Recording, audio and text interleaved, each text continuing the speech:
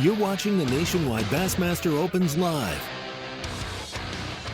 Welcome back to the BassPro.com Bassmaster Open on the Arkansas River. This is the Central Division. This is where we are in the country, Muskogee, Oklahoma. I take you down to a special fishery in Bassmaster history, a place we've come to a lot in the BassPro.com Bassmaster Opens. There's a vast playing field that these anglers have to deal with. Really no restrictions other than locking into other bodies of water like lakes, but any river connected to the Arkansas River you can get on. There's that Weber Falls Dam right there, number 16. That is the lock and dam that anglers are going through to get to Kerr and that pool on the Arkansas River. The Three Forks Harbor is our takeoff right there in Muskogee, which is about southeast of Tulsa, Oklahoma. A lot of water in store this week, a lot of playing fields to be decided. A lot of strategy involved this week as well. Do I stay? Do I go? Where do I fish? You've got the Arkansas River, you've got the Verdigris River, you've got the Neosho River, you've got Illinois, the Canadian River. Everything attached to the Arkansas River. And the first 3 hours of Bassmaster Live were fantastic. Plenty of action, and we've seen the leaderboard change up and down. Dale Hightower, your day 2 leader, started strong this morning, caught a limit, but before he did, Stephen Browning had taken the lead from him. Hightower resumed the lead with his limit. He's cold since then. And then we've gotten John Garrett in the mix, upgrading his bag, getting to a limit, culling up now, catching some quality fish. He is in our unofficial lead right now. Yes, thank you, Lord. It's over halfway through day 4. Day 3, the final day. Oh my gosh, dude. She was sitting up in the Bassmaster freaking dirt. Central Open. Look at that one. Thank you, Lord. Yes. Give me a 5, dude. Yes. It's fish like that, a 4-pounder that will really help you on the river. Yes. Freaking another big one. Yes. Thank you, Lord. Heck yeah. That's an upper 2 right there. John Garrett sitting on top of the unofficial leaderboard right now, 40 pounds and 12 ounces, due in part to his 14-pound bag today on the final day, followed closely by Dale Hightower, the day 2 leader. He's got a solid 10-pound or so limit, maybe a little bit more than that, but he does have a limit. Our top 5, you can't be in the top 5 without a limit right now. We've got a new development with Caleb Gibson jumping in, the local college alum from Northeastern State right there in Tahlequah, Oklahoma, not far. If you know Tahlequah, you know that's 10-killer, and 10-killer flows into the Arkansas River.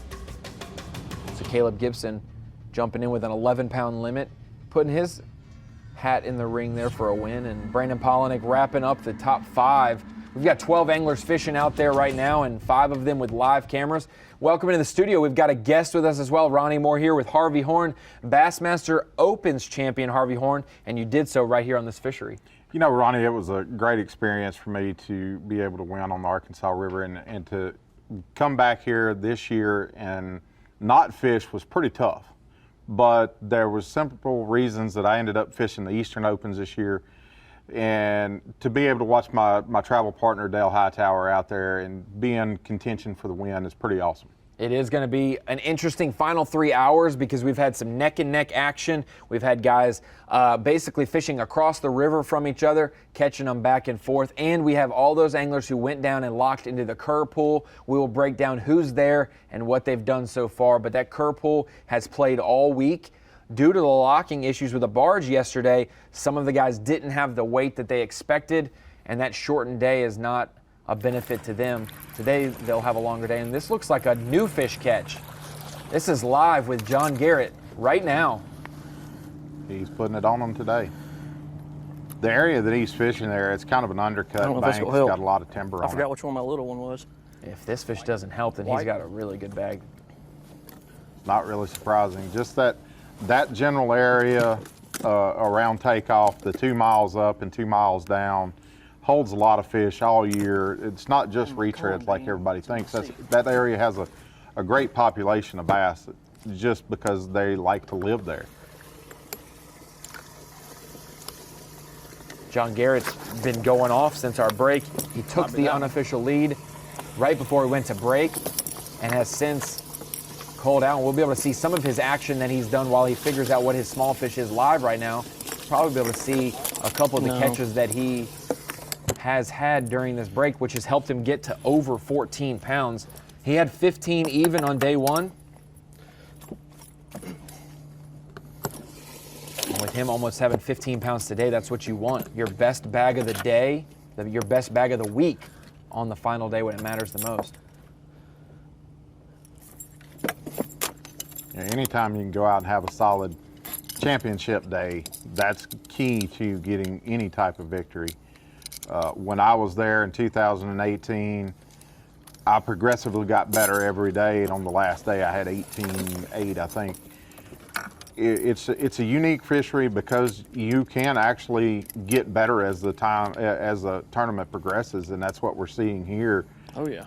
I think somebody's actually going to have a better day today. You know, we've seen some big bags come in on day one and day two, but I think day three is going to be the day that some of these guys really dial in and get them figured out.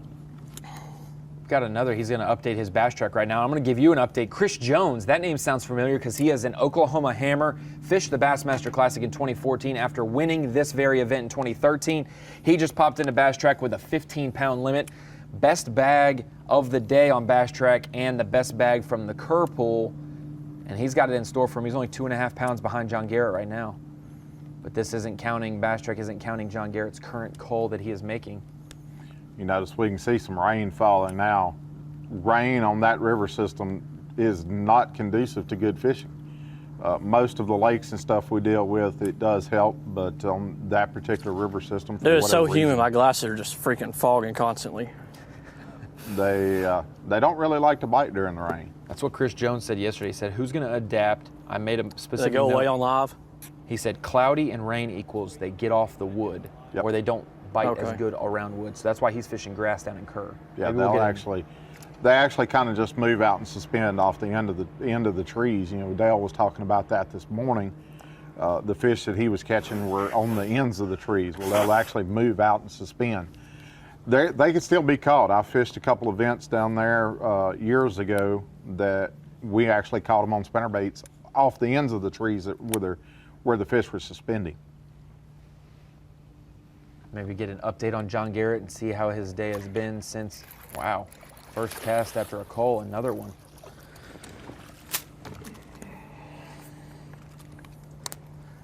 Well, this area is not panning out today. We may go. I don't think. That's a good Arkansas Yeah. River bag Oh, if yeah. he's not even going to try it, man. Yeah, if you're throwing 2 3/4, 2.5 pounders back on the Arkansas River, you've had a good day. Out of them bugs. Try to find me something else. Green pumpkin. He's out of rage bugs halfway through the final day in that color. Cody Huff on your right. They're both Bethel teammates, and Harvey, you're not, maybe, I'm not going to rag on you, but you're not young enough to be a product of the college series, but to see two former college teammates There's a pack. that fished against each other in tournaments, but also There's one with each other for the same school, to be on the final day of a semi-pro event, Yeah, have a chance to win, that's good. These young anglers that we've got coming in through the college series, coming up through the high school ranks now, the amount of talent that we're seeing coming out of these ranks is undeniably amazing. To see kids this young come out and be able to compete, not just against the best local anglers out there, but guys, there's some, you know, Dale Hightower, Brandon Polinick, some of the best Elite Series anglers. Lee Livesey as well. Yeah, Lee Livesey, Gerald Swindle, you know, the list goes on of the I great know. anglers that were fishing this event that I have was to fish mostly against all the covered time. And 3 days ago. these kids are good. It's really sucked down hard. You see some of that bank exposed that probably wasn't yesterday. Some of that dirt below those reeds and whatnot. Yeah, it looks like Some they've grass. dropped the water probably a foot. No, for sure. It was about 3 or 4 inches low in the Sam Boys region of Kerr, the next pool down. A much wider holds a lot more water than the Muskogee pool, which is a big influence. They could pull the same amount from the Muskogee pool as they do at Kerr, but it's going to affect Kerr much less because it's I think water. I've seen all I need to see out of here.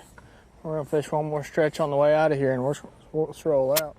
You know, when I was there in 2018, I practiced in Kerr, and I could catch good fish down there, but I couldn't find anything consistent. Hit one stretch on the way out of here. I We fished might go all the fish way for up the release Verdigris fish River there as for a well, and it was the same story. I couldn't find anything consistent. Everything I would set the hook on was from 3 to 5 pounds, but that consistency just wasn't there. And when I practiced in the Neosho River, the very last day of practice, I got 5 solid bites, and I made up my mind, this is where I'm going, this is where I'm staying. Keep on plucking away. I think I'm one big bite out of winning this thing. So. I think we've only got one angler that's actually in that area Then you figure out how to get that eye off my right thing. now, and his average size fish is better, but he hasn't caught a limit Any of the days. any of the days. And I as a matter of fact, I'm almost Is that a good enough certain update? Big Bass of the tournament came from that area as well. You know?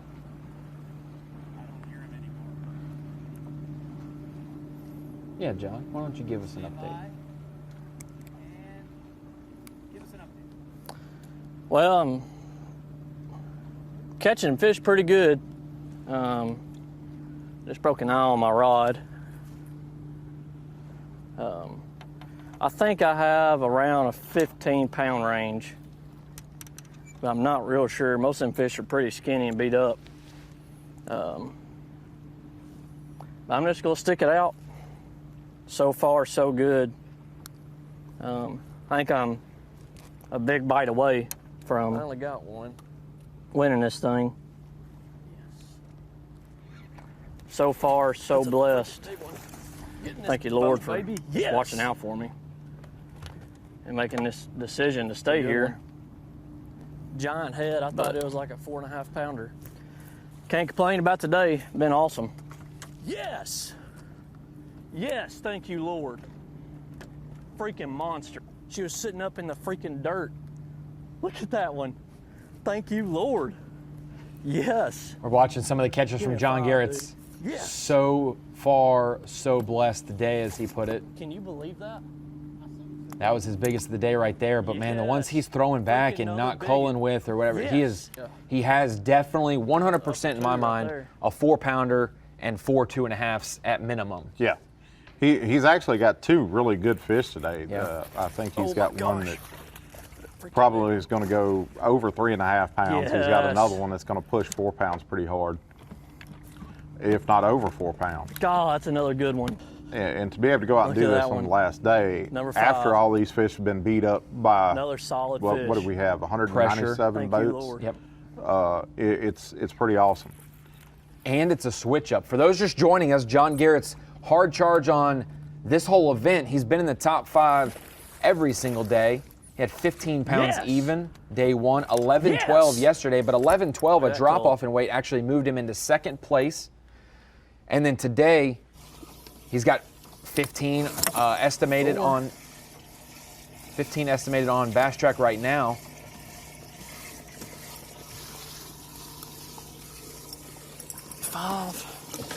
Oh, shit. I got 6. I mentioned this earlier on live, and I was that 5 not and a sure. 4? We've seen it happen before. I was not sure, Gosh but dang it. he just did it. He does have 6 in the live well, which is a 2-pound penalty. Dude, what the heck? Watched it happen. Hold on. We've seen this scenario play Just out lost many the tournament. times, and 2. it's a costly one. 3, 4, 5. I had 6 fish.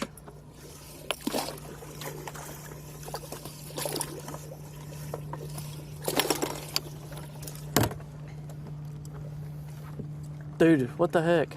I guess it come off a cold tag. Cause you cold it or you. I pulled them all out every time.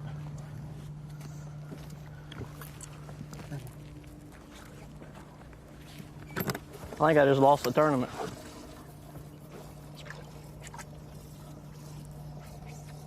You got 3 on your side? That's what I was checking. You got cold tags on yours, don't you? You got 3 in there? Yeah. Maybe. Yeah, there's 3. There's them 2.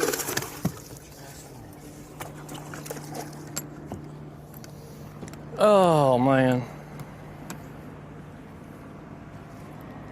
I no doubt just blew it. What happened? Huh? What does that mean? I don't know. It's like a 2-pound penalty, I think. I'm not sure. 2-pound penalty, is that right? I have no idea.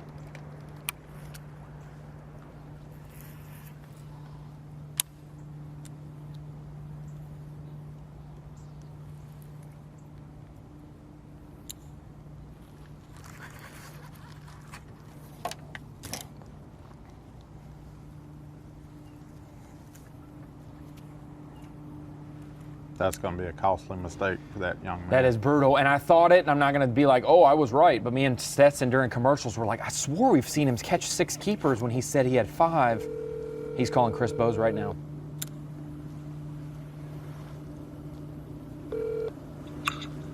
Hey, John. Hey, Chris. Man, I've been fishing with 6 fish in my live well. Well, I got a call about that, but I don't call you in those situations. Yep. I don't know how long it's been in there either. I don't. What do we do? It's been in there since you caught. I don't know if you caught one since they went off live, but it's been in there since then. The first half, but So what we need? So you can release the smallest with a 2-pound penalty. Release the smallest. I threw back a 6th. I got 5 in the live well now. Right. You threw back the smallest, right? Yes, I did. So it's a 2-pound penalty. Okay. So I'm good to keep fishing with the 5 I got? Correct. Okay. I'll just... And then as soon as you catch a 6, before you fish again, release one. Yep. You know the drill. You know the drill from here on out, right? I knew the drill to begin with. I don't know. I guess it came off a cold tag. I really don't know. Okay. But well, I'm kind of glad that you caught that because I kind of knew about that from live. Okay. So it probably could have been a whole lot worse if you didn't realize it. Okay. All right. Yep. Well, I pulled them all out, and I threw the smallest back, and so I just take a 2-pound penalty. Yep. All right. All right. But I am good to keep fishing, right? Correct. Okay. 100%. All right. Sounds good. Thank you. All right. Thank you, John.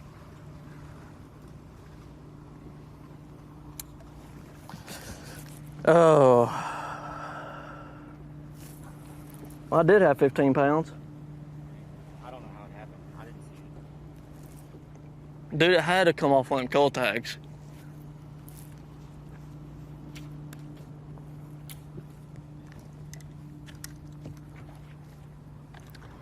You're out.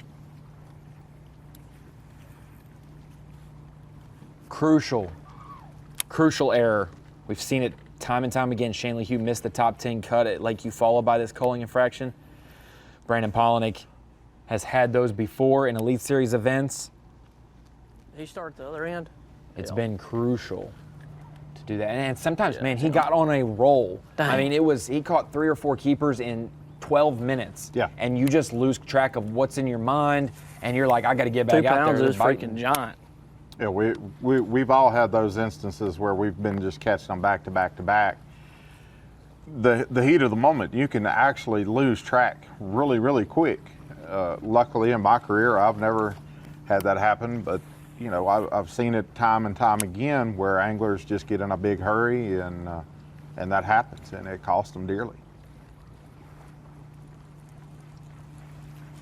You know, this last event for the Elite Series, Shane LeHue, if I'm not mistaken, was the young man that had it happen and could have cost him $100,000. You know, it's just one of those instances where this young man, it could cost him an Elite Series You have to catch me like a berth freaking 5-pounder and make that up. or a trip to the Classic.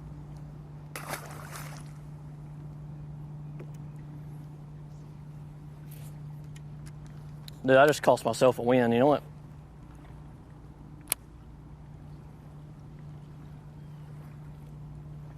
Freaking cost myself the Classic.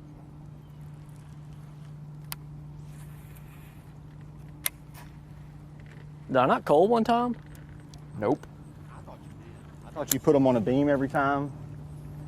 Well, I checked the smallest and threw one back in there. On that, yeah, threw the smallest back in, and I don't know. 'Cause that was a little fish. It should have been called a long time ago. I can't explain it. I was able to pick it up like y'all were on live this morning. Yeah, he caught. When he said he had 4, he actually had 5 in the live well. Yep. We were confused because our font guys in the truck were like, I swore he had a limit. And I was like, me too. And then Stetson said the same thing. And then we made a joke, and when we came back from break, he caught his 6th, which he said was his limit. And I said, I don't know, he might have 12 right now. I don't know how many he's caught because I thought he had 5. I thought he had 6, and he did indeed. But the best way to shake it off is catching a fish like he just did. If he can cull, every little cull, even if it's a couple ounces, is going to make him feel better. And he doesn't know this, but right now, 2-pound penalty 13. still has him a pound ahead. Yeah. Still has him a pound lead. That's probably 15 He's still pounds, got a right? legitimate chance at winning this event. We're going to walk you through and explain it for if you're just joining us.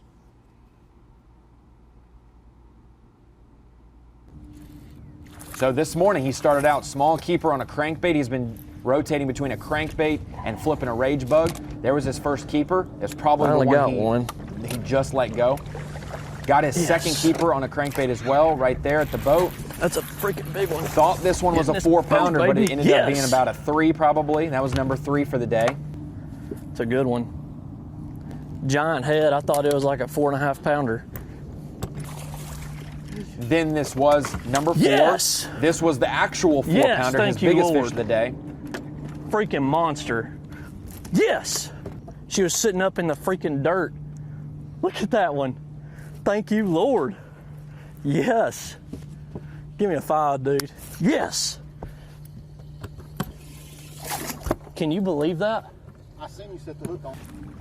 Yes. Then he swung this one in during a commercial break, and I said, there's the limit. And he said, that's an upper 2 that's right number there. 4.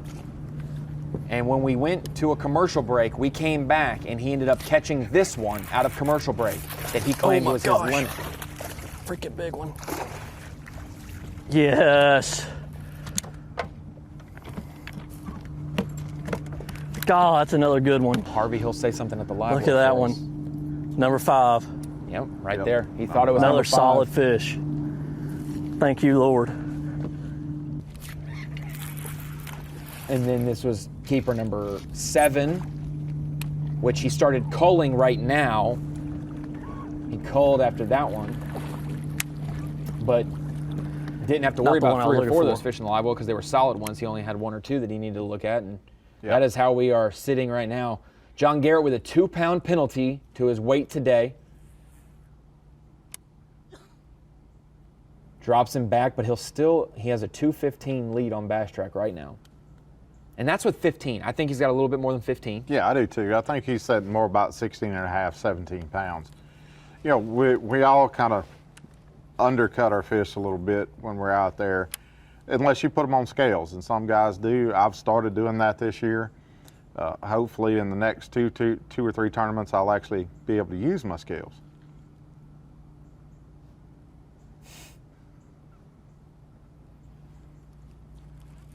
So you can see here he's flipping some really shallow wood.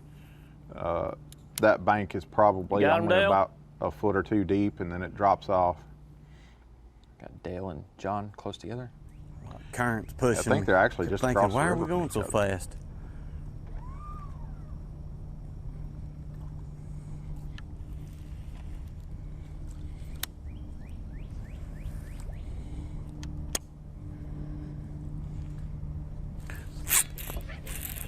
Dale's hooked up on a good one. It'll help. There you go, buddy. I'm a little biased. I can tell. But when you travel with somebody and your teammates, you know, I talked to him, Wednesday afternoon. I drove over and we had a good conversation. He was confident in what he was doing. And, you know, to see him be able to pull out the win here would be great. Take some of these cull tabs off. These fish are turning like they're sick. Hightowers, the day 2 leader, coming today about a 1.5 pound lead over John Garrett. which is in his favor, obviously. He doesn't have to have exactly what Garrett has today. These are some of his catches from this morning. He's been throwing a Yum 7-inch ribbon tail worm and also throwing 2 different crankbaits we've seen today. He's thrown a Bomber 6A Fire Tiger, and we've thrown an XCS Booyah crankbait, bringing back the old Excalibur 1.5 in a citrus shad color. But that 7-inch Yum ribbon tail worm, he downsized from a 10-inch to a 7-inch. What's the deal with a ribbon tail worm on a river like this? It seems like James River, it seems like Red River, Arkansas River, any river, a ribbon tail worm flipped is better. You know, that extra tail movement just seems to entice those fish a little bit better. A couple years ago, when we fished the Red River event in Shreveport, Number 5. I was actually flipping a shaky head with a 7-inch ribbon tail worm, and I was able to catch a 4.5 pounder on day 2. I didn't do so well on day 1, but day 2 I think I ended up with the 3rd or 4th largest bag of the tournament, which is a good sack for down there. But the Arkansas River is no different. Anytime you can get just that little bit extra movement, it seems to entice a few extra bites through the day. There you go. How about that? That's going to help. How about that 11 o'clock update?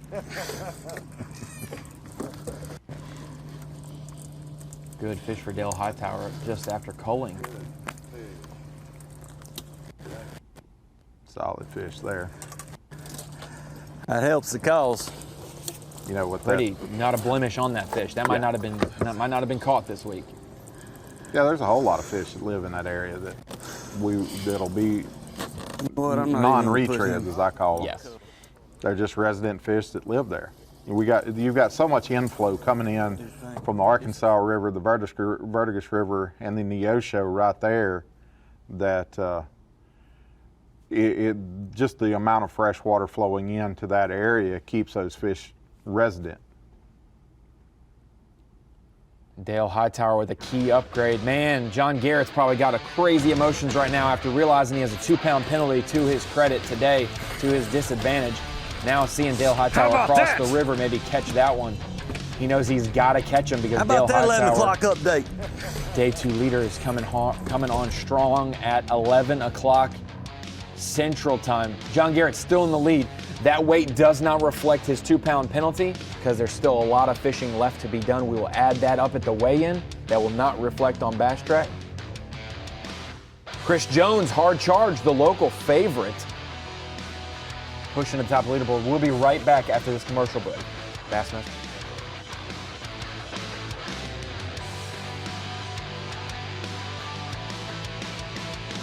The Nationwide Bassmaster Opens Live is brought to you by Power Pole, Skeeter Boats, Yamaha, and by Toyota. Your time on the water is precious. You return season after season to make unforgettable memories. Fight a few fish, reconnect with friends, and recenter yourself. If you count on having this time, you need an outboard you can count on to power it. That's why boaters stay with Yamaha for the long run, for life. They know reliability starts here.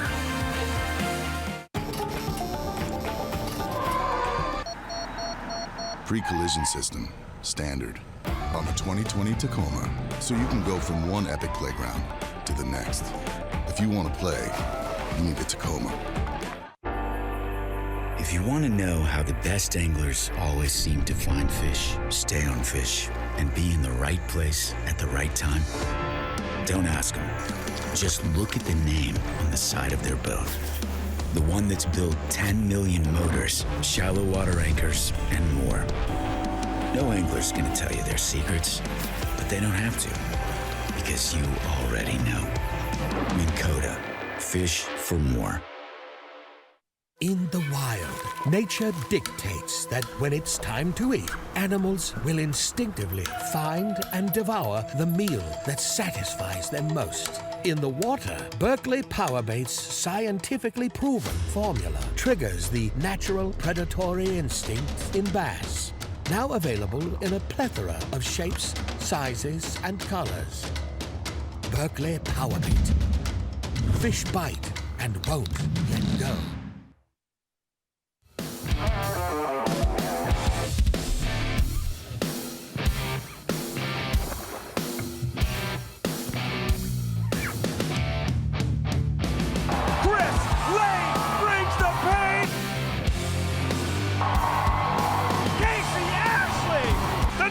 Son gets it done. Jordan Lee, back-to-back domination, unbelievable. The season is starting and it's time for you to bring it. Pit your knowledge against friends and fans everywhere in Rapala Bassmaster Fantasy Fishing. It's free and it starts by signing up. Then pick your 5-angler team for each event. Grand prize winner gets a Bass Pro Shop shopping spree, cash, and Rapala prize pack. Plus new opportunities including $4,000 worth of prizes for each individual event winner. Plus another $500 if you're a Bass member. Total value for the season is $90,000. Sign up today and start bringing it at BassmasterFantasy.com. Hey Bass members, Dale Jr. here. As an avid outdoorsman, it is great to see that Nationwide supports conservation efforts to preserve fisheries and waterways. Did you know that you can get a special discount on auto, boat insurance, and more with Nationwide? Call this number or go to nationwide.com/bass to learn more. Nationwide is on your side.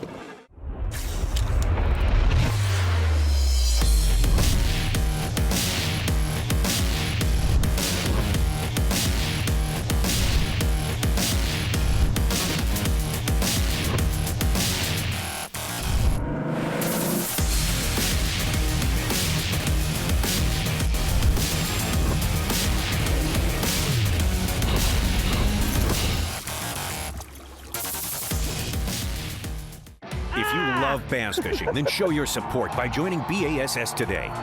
With your membership, you'll receive every issue of Bassmaster magazine, plus $50 in free gear, including a membership tackle bag, B.A.S.S cap, plus more. Click now on this video to join today. On the water, every second counts. So when there's a fish at 3 o'clock, be right on time with Mega 360 imaging. Every sweep of our newest technology offers 125 feet of absolute clarity all around your boat, so you can see fish and every detail in every direction. With a clearer picture of what's below, you can catch fish like clockwork. Mega 360 imaging, only from Humminbird. Groundbreaking designs, unsurpassed quality, and unshakable confidence. Welcome to the Ranger Z500 and Z100 series. Leading the industry for over 50 years, these rigs are custom crafted and loaded with more features and advantages to deliver the ultimate ownership experience. The legendary Ranger Z series. Unleash next level performance. Mercury, go boldly.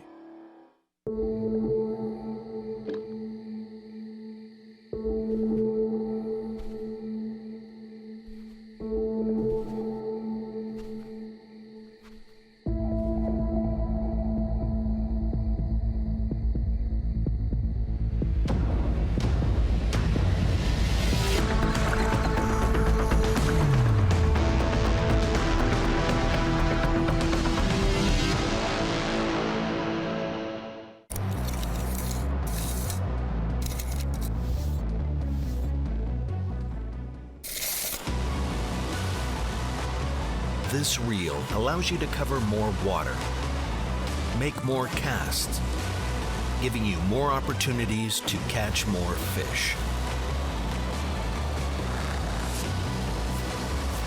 the new Revo rocket. Abu Garcia for life. Bassmaster Sweepstakes prizes are crazy good, and you'd be crazy not to enter. Yeah, baby!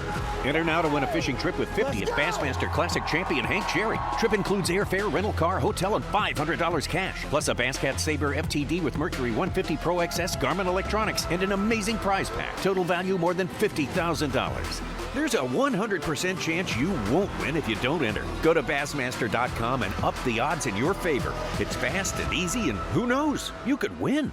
At Mercury, we invested thousands of hours of engineering manpower so you can enjoy hours and hours of untapped horsepower. Introducing the all-new V6 Mercury Pro XS. Light, quick, efficient. Mercury, go boldly. Sign up to compete in the inaugural Hook Bassmaster B.A.S.S. Nation Kayak Series, powered by Tourney X, presented by Abu Garcia in 2020. The trail features 5 regular season events, with a championship to be held in conjunction with the 2021 Academy Sports and Outdoors Bassmaster Classic, presented by Hook. The first tournament will be at Logan Martin Lake in Pell City, Alabama on March 5th, in conjunction with the 50th Bassmaster Classic. To find out more details and to register, visit Bassmaster.com/kayak. Skeeter, is it still setting the standard? Let's see. First Bass Boat, first U.S. Coast Guard approved Bass Boat, first V-hull pad design, largest owners tournament, great fish and win program, first sponsored whole capacity concept, first production composite bass boat. Yeah, way too much for 30 seconds. And 18 consecutive CSI awards. Now we have introduced the FX Apex series, a fully featured boat with so many standard options, leaving nothing left to desire. So yes, we are still setting the standard. Skeeter. You're watching the Nationwide Bassmaster Opens live. Welcome back to the BassPro.com Bassmaster Central Opens on the Arkansas River, based out of Muskogee, Oklahoma this week. It's been a fantastic final day of coverage. These anglers are fighting it out at the top of the leaderboard, trying to overcome so many obstacles. The locks and dams, the less fishing. For John Garrett, different kind of obstacle. He doesn't have to worry about locking, but he had to worry about too many fish in the live well. That was his third keeper of the morning. Good one. Giant head. I thought it was like a 4.5 pounder. This was his fourth keeper. Yes! His biggest of the day. Yes, thank you, Lord. Freaking monster. Yes! She was sitting up in the freaking dirt. Look at that one. Thank you, Lord. He's in the middle of an incredible flurry for John Garrett. Give me 5, dude. Yes. Caught 3 or 4 fish in 10 minutes, 12 minutes time, it seemed. That? Good ones as well. That was his fourth keeper, so this was number 5. Freaking another big one. Yes. Yeah. That's an upper 2 right there. Number 5. And then this is where his error was, his miscount after a commercial break. Oh my gosh. Freaking big one. He'll say it right here for us. Yes. That's number 6. God, that's another good one. Look at that one. Number 5. It's actually another number 6. Fish. John Garrett, thank you, Lord, continued to fish, caught some fish, ended up realizing that he had 5 fish in the live well already. Then he caught a 6th and did not cull, which results in a 2-pound penalty. He released his smallest fish, culled back down to the 5 fish the one limit. I was looking for. And that error is going to cost him 2 pounds at the weigh-in. It will not be reflected on Bass Track because Bass Track shows what he has weight in the live well. All penalties come at the weigh-in. Chris Bowes will make those official 2-pound penalties, those 4-ounce penalties for deceased fish, things like that. Those are implemented at the weigh-in. Bass Track is just what's in his live well. It's a very costly mistake, and it could open the door for somebody. You know, Dale Hightower's just sitting in second. We've got Cody Huff. We've got Stephen Browning. Chris Jones. Yep. They're all right there within a pound, pound and a half.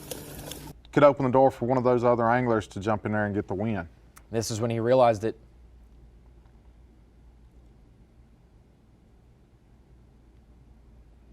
Brutal error for a young angler, a really seasoned angler. He's not a rookie by any means. He's very familiar with high-level tournament fishing, but caught up in the moment, excited. How bad's that camera in water? Not, okay. Probably not the best in water, John? But that is a brutal mistake. He's going to move on from it, though. He did catch a fish immediately after. It did not help him. He still has a very good, I want to make this completely clear, he still has a very, very good bag of fish for the Arkansas River. It says 15 pounds on Bass Track. Would not be surprised if it was 16. And even with 15 pounds right now, he'd still be neck and neck for the lead. Dale Hightower made some upgrades that haven't popped into Bass Track since we went to commercial break, or before we went to the last commercial break. And those culls will help Dale try to jump back into the lead, which he led after day 2. You know, here you can see Dale fishing and all that trash that's laying on the bank. The way his boat's set up, that Express X21, it'll actually roll off those stumps really easily and keep from spooking those fish. So he's able to get a little bit more of an advantage there in that extreme shallow water. I've been really impressed. I'm looking at one. God, there's so many fish down this bank. Yeah, I've been really impressed with how many bites Hightower and Garrett have gotten today. See? Ain't real big. I can't believe I did that. Just sitting there. You can see here Dale's actually looking at a fish on the bank. Just like Garrett did earlier, Yeah. that 4-pounder he saw. Yeah. We've actually heard anglers talking about yesterday that they were still possibly catching fish off of beds, which on that river system this time of year, it's a lot, you know, people always expect the spawn to be over, but we saw the same one I missed a couple times a while ago. Just last week at the Eufaula event. There were still fish on beds on Lake Eufaula down in South Alabama. Not many, mind you, but there were still a few fish caught off of beds. It might have been.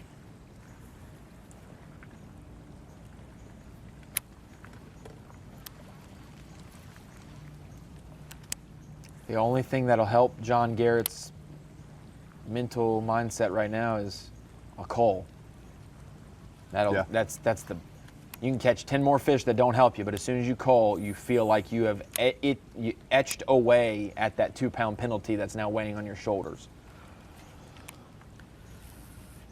So you think I had like 17? Yes, we do. We do. We really do. Yeah, we were talking about that just a minute ago. 16.5 pounds. I didn't think I had that much. Dude, you caught a good bag of fish today, John, for sure. His biggest bag of the week is Whatever 15 it was, even. -2 now. Yeah, we were there in a great time of year. I'm going to say I had 15, now I got 13. And the biggest bag that was caught during the April event, I had 18.8 on the last day. So, you know, we've seen 2 bags of that caliber already this week. So there's potential to see another 17, 18-pound bag today. Chris Jones, it's worth mentioning, he's in our top 3 unofficially right now. Local angler, has won on the Arkansas River out of this Muskogee pool, or this Muskogee region. He's probably locked down when he won. But Chris Jones is swimming a prototype swim jig from Booyah. It's actually black, yellow, purple that he's been swimming, and also a white one. He's been flipping a Christie critter, a Yum Christie critter, and a Yum Bad Mama. Both are black and blue. He said cloudy and rain does not bode well for flipping wood, and that is why he has locked through to Kerr, and he is fishing grass with swim jigs because that's what he knows best, to catch a big bag and maybe come back and win this thing, because he started the day. Dale's co-angler hooked up here on a There you good go. fish. On board. On the board. Just goes to show how many fish are in this area that our leaders are setting in right now. Both pros have a limit. John's co has 3. Dale's co just got his first. And how hard it is to fish behind some of the best anglers in the world when they're parallel and stuff. You know, when they're most it's definitely hard. So I fished the Opens as a co-angler a couple years and really learned a lot. And when you've got one of those guys that's running down the bank on a square bill or a spinnerbait or a swim jig, it's extremely tough to get bites behind them. Mentioned Chris Jones, he was in 8th coming into today, about 4 1/4 behind Dale Hightower, and about 3 pounds, even 2 pounds 15 ounces or so, from John Garrett. So that's a crucial note. 2 pounds, 15 ounces was from Chris Jones to John Garrett. If it comes down to those two, then he only needs to beat John by a pound with John's penalty that will be added on.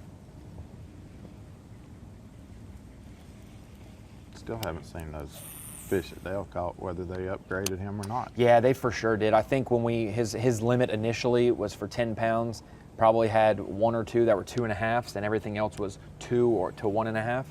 And so, I mean, what would you say, a 3 1/4 at least? Yeah, that one. So it'll get him at least a 1 3/4 pounds, which if it does that, it'll draw him into second place. If it's 1 3/4 pounds, then that actually gives him the unofficial lead if we add in Garrett's penalty or subtract Garrett's penalty. Yeah. What a development drum. Oh, Garrett's hooked up.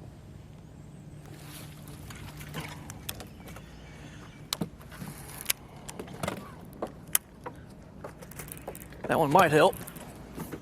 What do you think? If he gains just an ounce or 2 here, I don't think it will. that could really turn his day around, you know. An ounce or 2 in the live well means a pound or 2 in his psyche. Yeah. You know. Oh yeah. And if it doesn't cull, it's fun.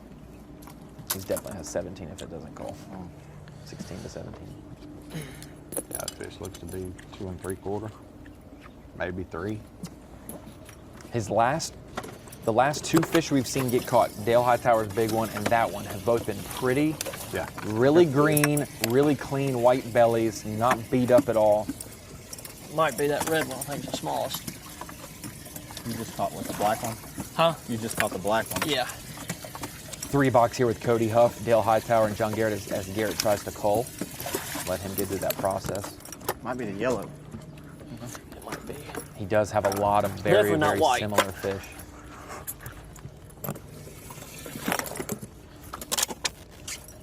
And his co-angler is not obligated to watch and get out of his way. He could continue fishing if he wanted, but a lot of really, really good people that are fishing co-angler. Oh yeah, you know, want to just make sure they're pro. Now that there's been a mistake, he wants to make sure he keeps them in line. All right, green's bigger than black. The event that I won, I actually drew out with a co-angler that I'd known since the 1st grade. And we never knew in high school that either one of us fished, but we got to know each other again through the opens. So and it did not help at all. Wanted to fish with each other and ended up drawing out on day 2 Black don't help. I think there on the green's my Arkansas smallest. River, and he missed the cut by less than an ounce. He caught some really good fish behind me on day 2. See Dale pick it up and alternate between that worm and a crankbait. That one's the next one to go. Do what? That's the next one to go is green. Yep.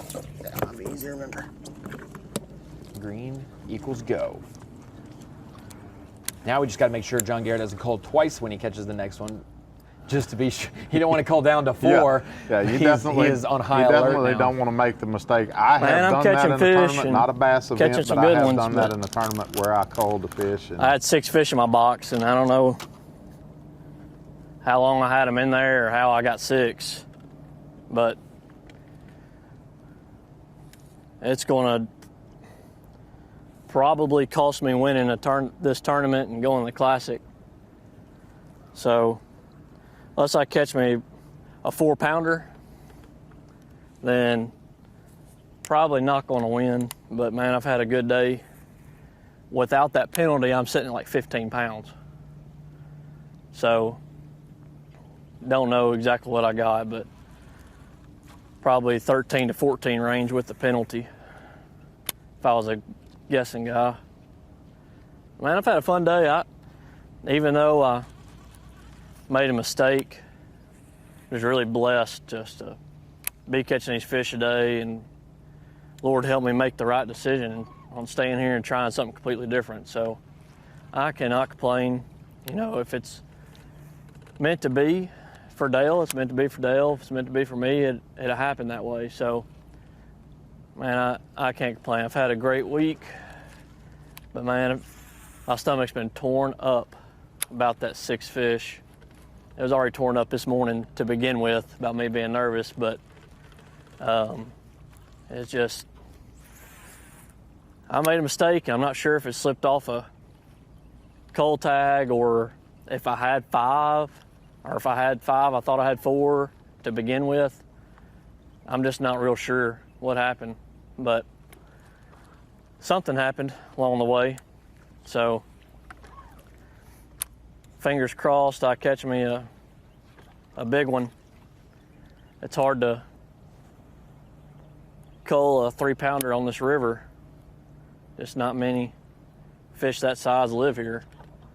But I need a big one to upgrade and to be able to make up some ground on my deficit on that 2-pound penalty.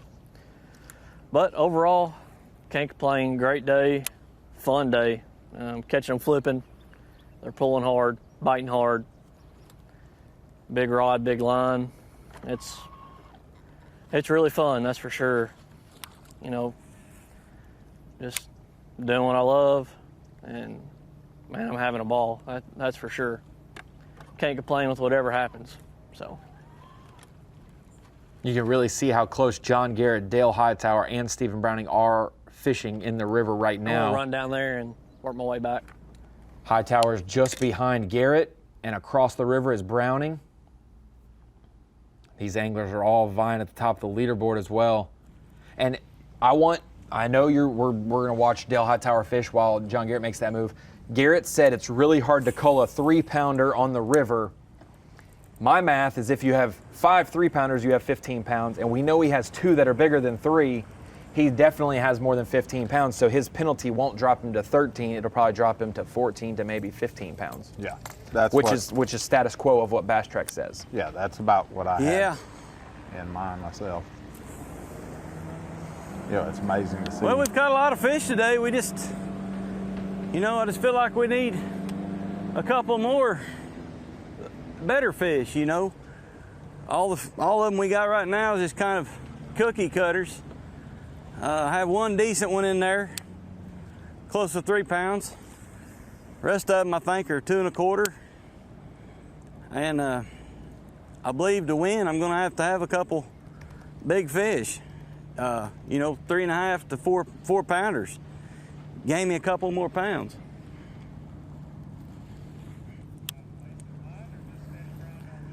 Man, I'm just gonna grind it out right in this vicinity today. I feel like I can do it. They're here. I caught some good ones later in the day yesterday, and maybe that'll happen again today for me. That's where that current flow is going to come into and play a big part. They start releasing water out of the dam at Fort Gibson. Those fish will actually set up a little bit better on that wood and bite later in the day.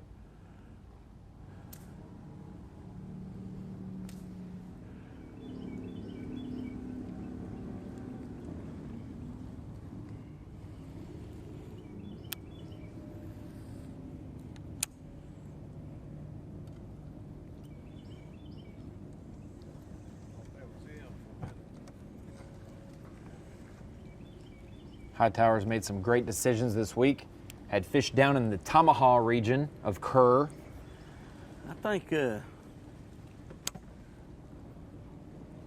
let's move on back down there where we started. Come back. He was in the Tamaha region of Kerr on day 1 when he had a great bag of fish. Then yesterday there was a barge in the lock that was going to delay them getting in the lock and getting out of the lock, and it was going to cut the fishing day in basically in a third. They were going to lose an hour of fishing on a 3-hour time constraint.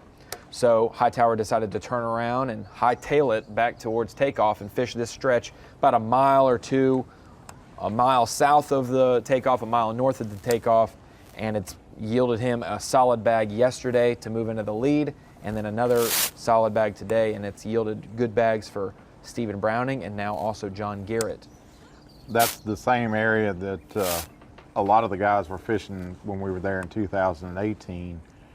I was only probably 5 miles from takeoff, but I was going up. I think you can see here that the currents actually started to pick up a little bit, and that should help the bite for these guys. But I was going up the Neosho River, and that's where I was able to capitalize at. Having that express and getting in that extreme shallow water was how I was able to pick up the fish that I found. Different conditions for sure from what we're facing now. And we were talking about with Stetson Blaylock, and This river has experienced a lot of highs and lows when it comes to water level. A lot of flooding last spring. Had a barge flip upside down, so they drained the pool. It went from really high to really low, basically just the river channel exposed. With water, they get the barge out, fill it back up, and it takes a little time for a fishery that deals with a lot of ebbs and flows in water level to get right, and now this pool is actually showing out for a lot of different reasons, and a lot of strategy is in play, but I am surprised to only see one angler in the Neosho this week. There were a lot of anglers. The guy in second place, Dice K, after day one, he was in the Neosho, didn't have a great day yesterday though. We've seen some people there. Saw John just throw back one that didn't help him. He's probably caught 16 fish today. Yeah. I mean, he's caught by far the most fish. And the biggest 5-fish limit right now as well. I need to set that hook and it'll be a 5-pounder. That's what I need to Hoof win. with one on the right. His second keeper, I believe. Need a 5-pounder. Looks like Cody's just I outside think it's been the like takeoff 6 of those area. like happened the whole tournament. Throwing small crankbait. That's even an adjustment. He's been flipping a Rage Menace in black and blue sapphire and stuff like that. And then he's also been throwing a white bladed jig. 2 different types. Queen tackle switchblade. We already got 3 boats on One of them.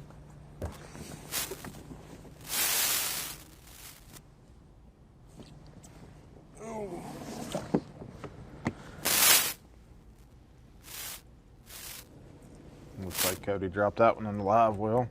Yeah, I believe that's his second keeper of the morning. Now he switched it up to a crankbait like you said. It's an adjustment. And none of these tournaments are easy to win. Man, it's I had a tough morning. I ran down to my main area and caught one barely 14-incher, and it was just really, really weird. Caught some shorts and just never could get anything going. So we made our way back up here towards the ramp and trying to catch some of these release fish that's been weighed in here the past few days. We got a bite pretty quick, so maybe we can mess around here and catch a limit.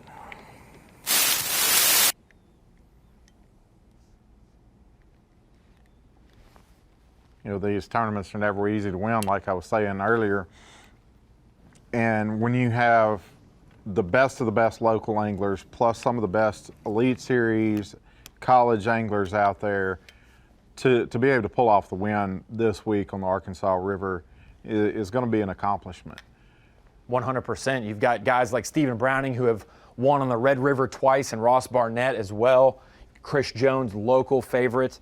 Caleb Gibson, a college alum from Northeastern State in Tahlequah, Oklahoma, just up the road from here.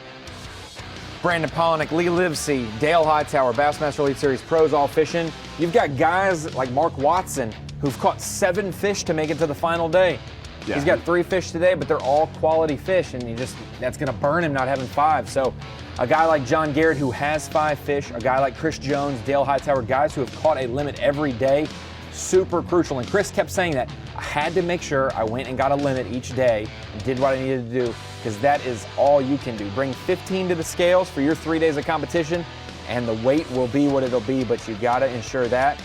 John Garrett, Chris Jones, Dale Hightower, Stephen Browning, Caleb Gibson, your top 5 right now in the BassPro.com Bassmaster Central Open final day on Arkansas River. Join us after this commercial break. We'll be right back. Bassmaster.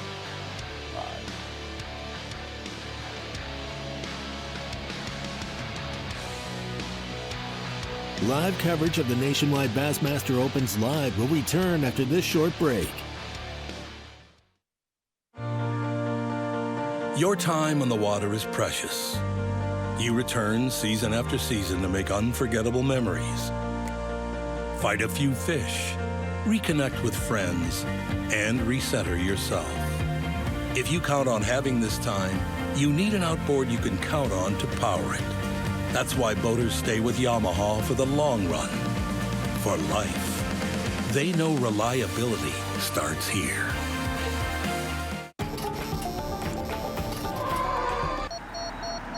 Pre-collision system. standard on the 2020 Tacoma, so you can go from one epic playground to the next. If you want to play, you need a Tacoma.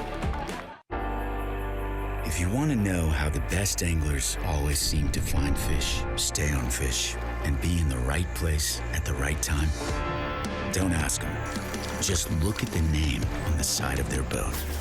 The one that's built 10 million motors, shallow water anchors, and more. No angler's gonna tell you their secrets, but they don't have to, because you already know. Minn Kota, fish for more. In the wild, nature dictates that when it's time to eat, animals will instinctively find and devour the meal that satisfies them most. In the water, Berkeley Powerbait's scientifically proven formula triggers the natural predatory instinct in bass. Now available in a plethora of shapes, sizes, and colors. Berkeley Powerbait. Fish bite and won't let go.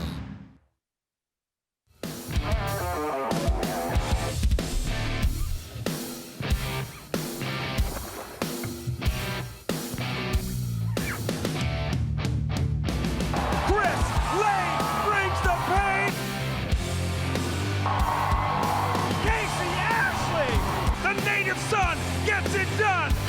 Jordan Lee, back-to-back domination, unbelievable. The season is starting and it's time for you to bring it. Pit your knowledge against friends and fans everywhere in Rapala Bassmaster Fantasy Fishing. It's free and it starts by signing up. Then pick your 5-angler team for each event. Grand prize winner gets a Bass Pro Shop shopping spree, cash, and Rapala prize pack. Plus new opportunities including $4,000 worth of prizes for each individual event winner. Plus another $500 if you're a Bass member. Total value for the season is $90,000. Sign up today and start bringing it at BassmasterFantasy.com. Hey Bass members, Dale Jr. here.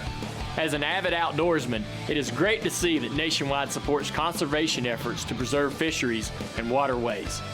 Did you know that you can get a special discount on auto, boat insurance, and more with Nationwide? Call this number or go to nationwide.com/bass to learn more. Nationwide is on your side.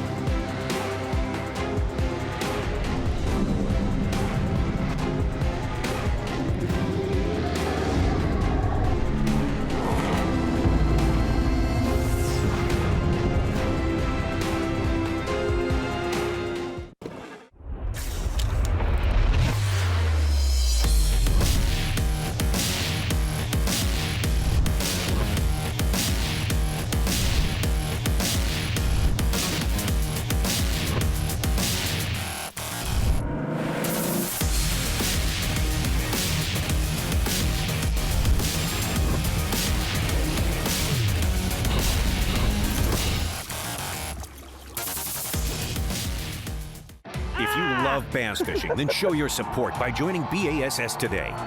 With your membership, you'll receive every issue of Bassmaster magazine, plus $50 in free gear, including a membership tackle bag, B.A.S.S cap, plus more. Click now on this video to join today.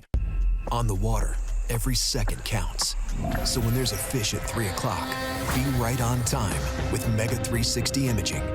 Every sweep of our newest technology offers 125 feet of absolute clarity all around your boat, so you can see fish and every detail in every direction. With a clearer picture of what's below, you can catch fish like clockwork. Mega 360 imaging, only from Humminbird. Groundbreaking designs, unsurpassed quality, and unshakable confidence. Welcome to the Ranger Z500 and Z100 series. Leading the industry for over 50 years, these rigs are custom crafted and loaded with more features and advantages to deliver the ultimate ownership experience. The legendary Ranger Z series. Unleash next level performance. Mercury, go boldly.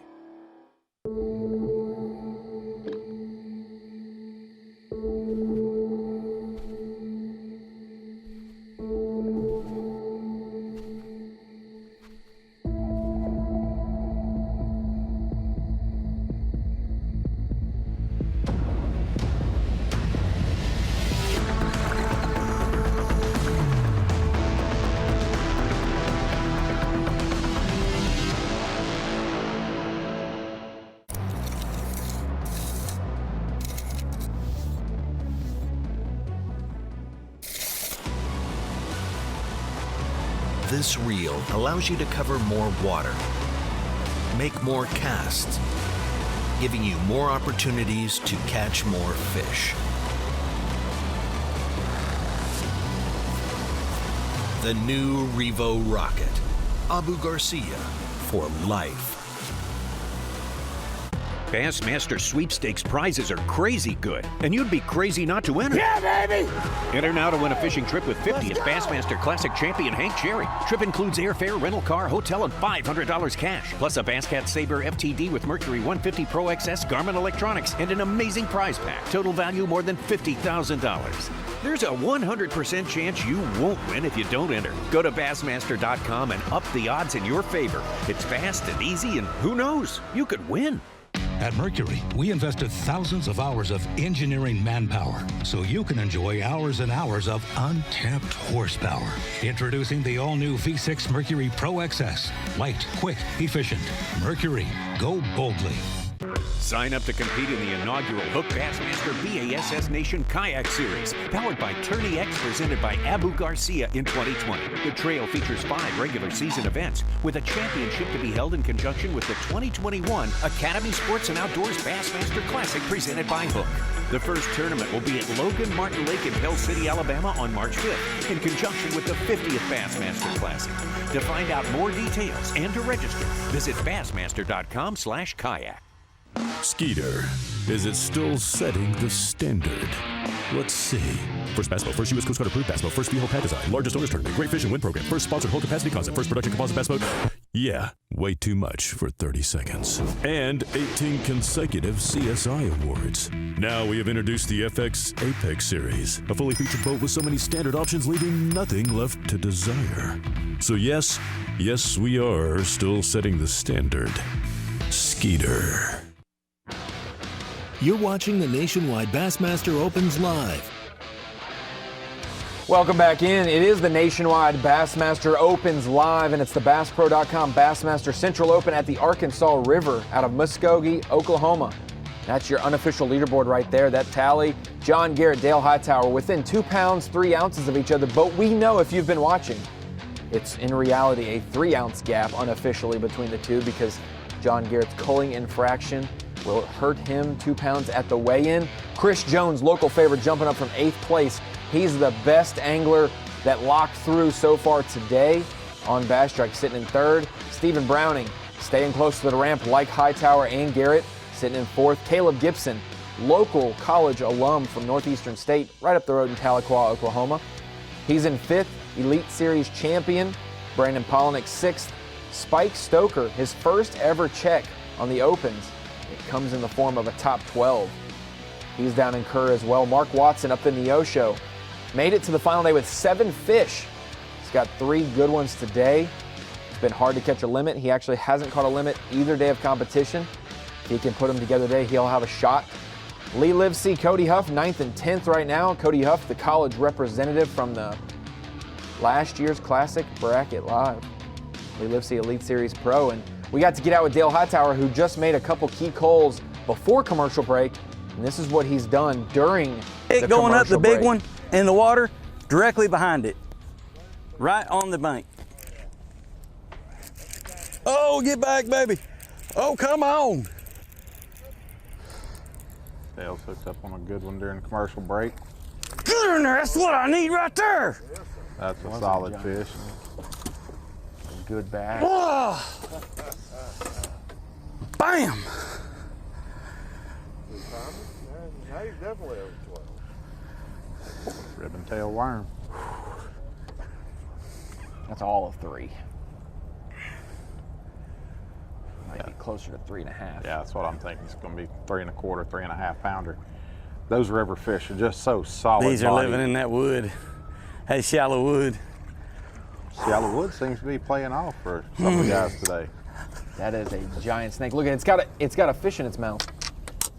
Fish needed a snack. He needs the big snake, big bass pattern. See a big snake, catch a big bass. I've caught quite a few of them on land that, we're actually trying to eat snakes, so. Yep, that's. Maybe he should upgrade to worm size. And this is live with Dale at the moment. Dale with a key call. That'll put him unofficially in the lead. There are some discrepancies with Bass Track. We think that Garrett might have a little bit more. That means Dale also might have a little bit more, and also he's still Garrett's there. Penalty. That we'll see later. I can't see it.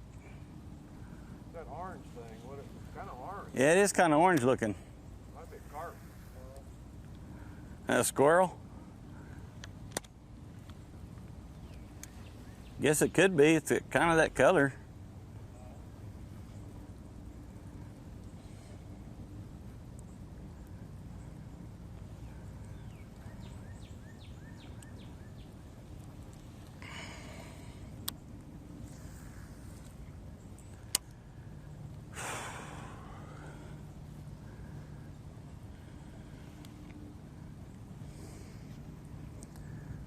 Two hours, 15 minutes.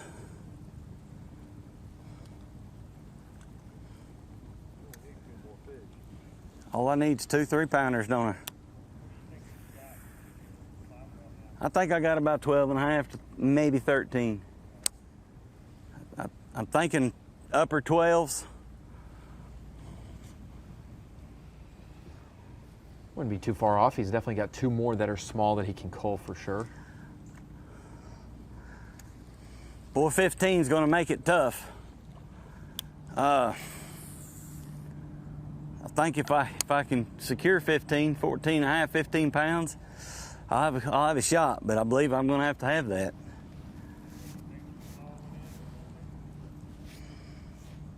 I think my small one's probably a 2, 2, 2, 2, 1. He's definitely got room to upgrade. I could be wrong, but I think it's what it is.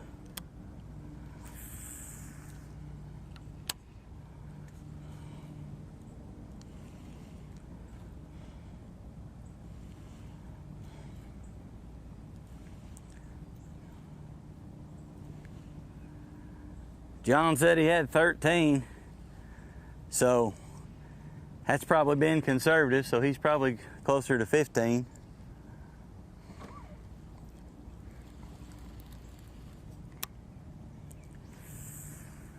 So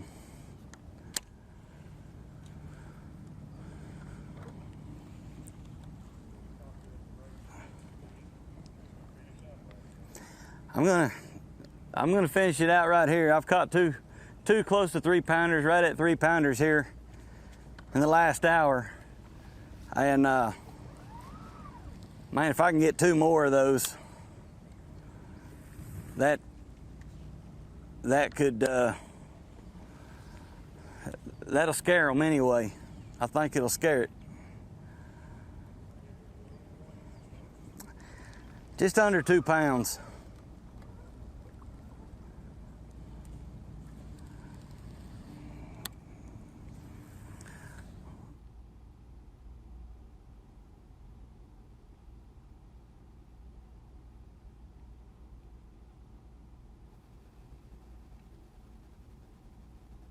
Lee Livesey getting a view of the Kerr pool. Started the day in 4th place with a fish right here. I don't have no idea how many he has, so maybe we'll get an audible update.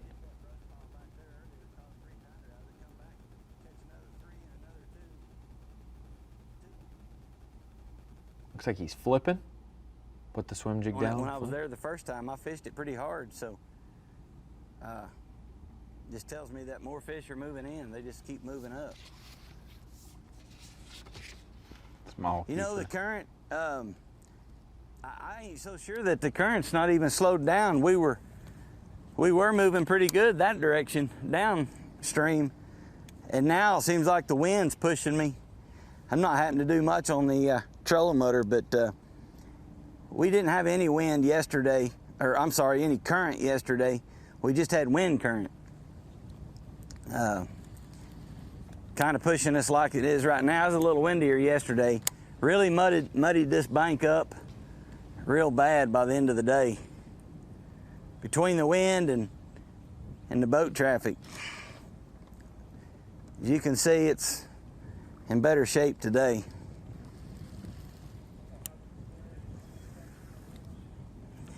Yeah, I probably know this river, this pool right here better than I do any of the pools. But it's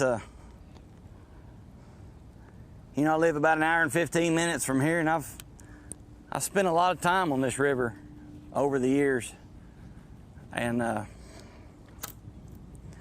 due to win one here.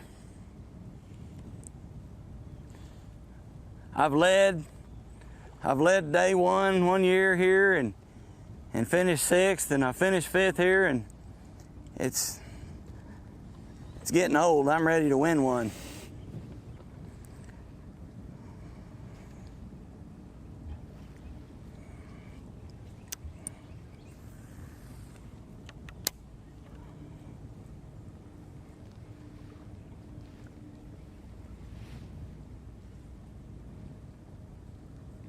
Got an update from Justin Margraves, the 5th guy in our camera coverage. We have not seen him a bit today because of cell coverage where he's at. 4 fish for 4 to 5 pounds right now. He just 4 small keepers. Just got an update from Lee Livesey. We saw him catch one, but I wanted to know pounds and ounces and how many fish. And it says 3 fish for 8 pounds from his cameraman. So Lee Livesey, 3 fish for 8 pounds. Justin Margraves, 4 fish for probably 5 or 6 pounds, but they're about a pound and change each, cameraman said. Thank you guys for the updates.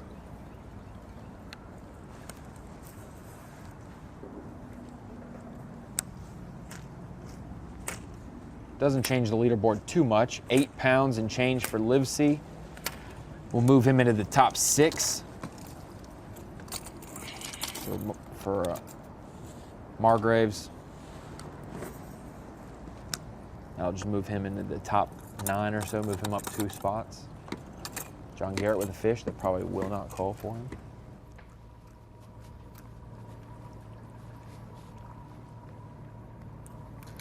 Having a fun day.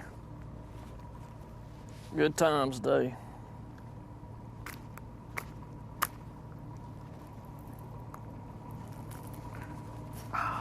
For those like we're stuck good. Maybe just tuning in, it's a good way to get a fish unstuck, hitting the eye of your hook with some force right there, not punching the actual fish itself, but hitting the eye of the hook, and it will jar it loose the way it came in. Make sure he gets out of this boat. Told you he was going to make sure he checked her once, checked her twice before making a cast again. Oh yeah, he's going to be a lot more cognizant of that rule from now on and the rest of his career.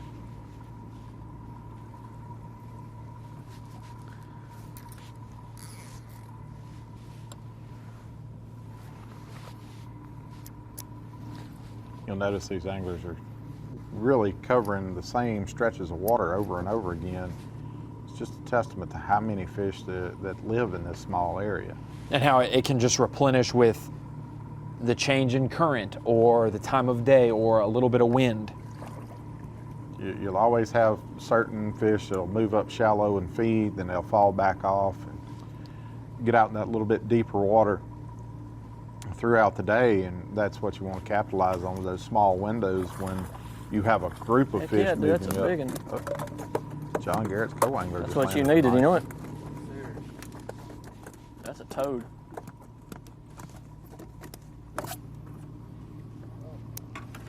That was a good one. That one actually probably would call for Garrett probably. I think that one would call for any of our anglers. I'd love, I know this would not be possible, I'd love for him to mark it and put it and judge against Garrett's to see if it would actually help, because then we'd really know how big Garrett's bag is. Oh yeah. That's a good one for his co-angler. John Garrett's co-angler, William Young, started the day in 6th place. Paranoid now. Got a limit, and he's culling, and that's a good one. There. He could win himself $18,000 today from the co-angler side. William Young from Texas, fishing from the back of the boat with Tennessean John Garrett. Getting some better pictures of Lee Livesey. Got that update. He's got 3 fish for 8 pounds or so.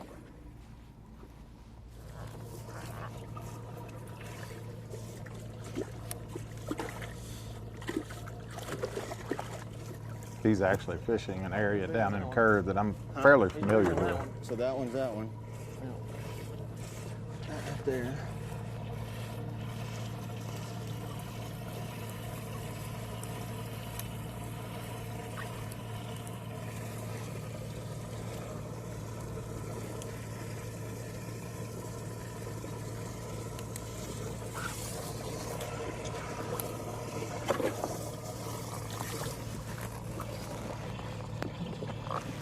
Co-anglers have a 3-fish limit. They have to be 14 inches, largemouth and spotted bass, to keep this week on the Arkansas River. Co-anglers only need to catch 3 for their limit, like we mentioned. 5 for the boater, the pro on the front of the boat. Lee Livesey right there. That weight doesn't reflect the update we just got a moment ago from his cameraman. Said he has 3 for 8 pounds. Based on his service, his bass track may not be kicking in. And I'm interested to see, we don't have a camera with Caleb Gibson, but he's got a solid bag today. He's a local, and Albert Hudson is with him, and Albert Hudson is the co-angler leader. So if Caleb's around a good population or a good sized fish, if Albert can get 1 or 2 of those and maybe a squeaker, or at least have 2, that will allow him to maybe hold on to that co-angler win. You know, for the co-anglers to be able to put a 3-fish limit together any of the 3 days is an accomplishment, especially on a river system that's as tough as Arkansas is. And behind these pros who are fishing isolated cover or paralleling banks or things like that, day 1 and day 2 normally, hey, the pros are really good about, hey, I'm going to let you get your limit after I can get my fish and we get settled in. But on the final day, it's all out for a Bassmaster Classic berth. It's hard to do that. And the co-anglers understand. They probably really understand that, hey, if I was in a position to maybe win and I go to the Classic, I can put myself in their shoes and understand that. Oh, yeah.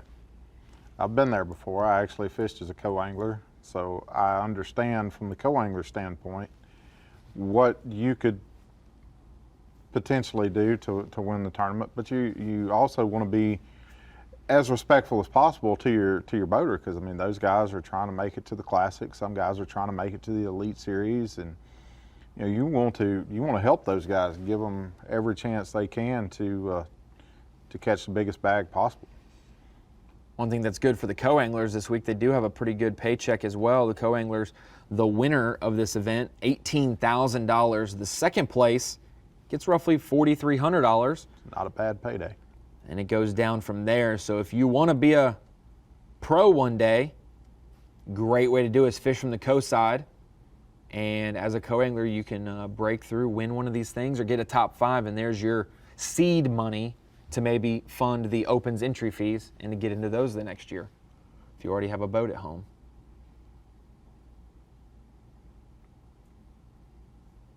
Man, it's been a great day of fishing. I hope we ring it out the last hour or 2 of the day like it has been all morning. We've seen a lot of leaderboard changes. We've seen some pretty solid fish get caught with one flip of the bait or swing of the rod. This game could be tied up. We talk about Dale Hightower saying he thinks he has about 12 and a half, 13 pounds probably.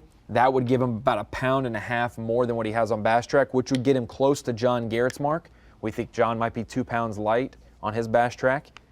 It's going to be tight. But it's going to be tight. And we could see a fish off. We haven't seen a fish off since, what, Louisville? I want to say yes, Louisville. I think it was Brent Chapman and Josh Bertrand in 2013,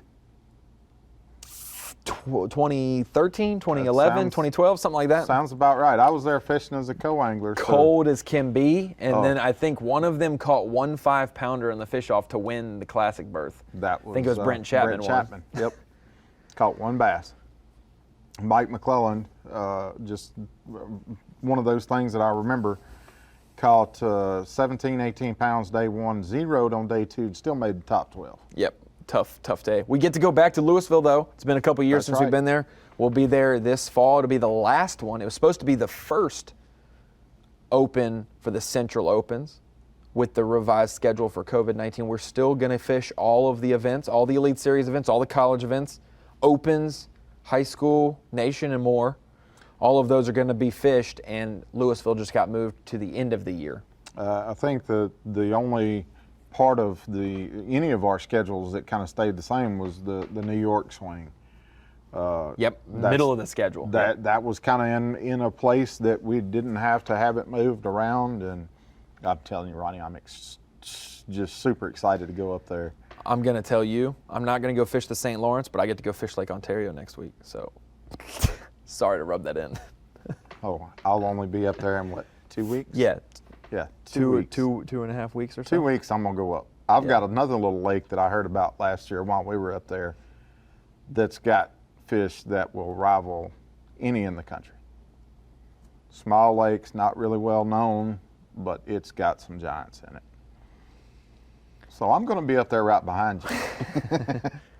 You'll be able to rub it in for a couple of days. I've been up there too many times without a rod and just with the camera, so that'll be fun to go do that. That is a teaser of what's coming up for the Bassmaster Elite Series. Cayuga, St. Lawrence River, and Champlain back to back to back, and then capping a 4-week trip, we have the next Bassmaster Open, the Eastern Open. We'll be at Oneida, and that'll be the next time we're live with our Opens fan base, but we will be live plenty before that. Basically, I plan to be mic'd up and live from July until November, so I better mind my P's and Q's. I'll be talking to you at Oneida. Okay, you'll be talking to me at Oneida. Yeah. Look forward to seeing that. Because I'm not going to be available to show up for that one because I'll be fishing. Yes. Chose to fish the Eastern Opens this year just because it kind of played out a little bit better with our schedule when it was first released.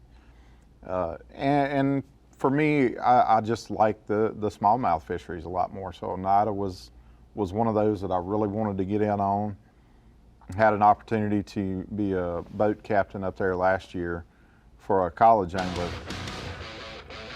Learned a little bit, and I'm excited to go back there. That is awesome.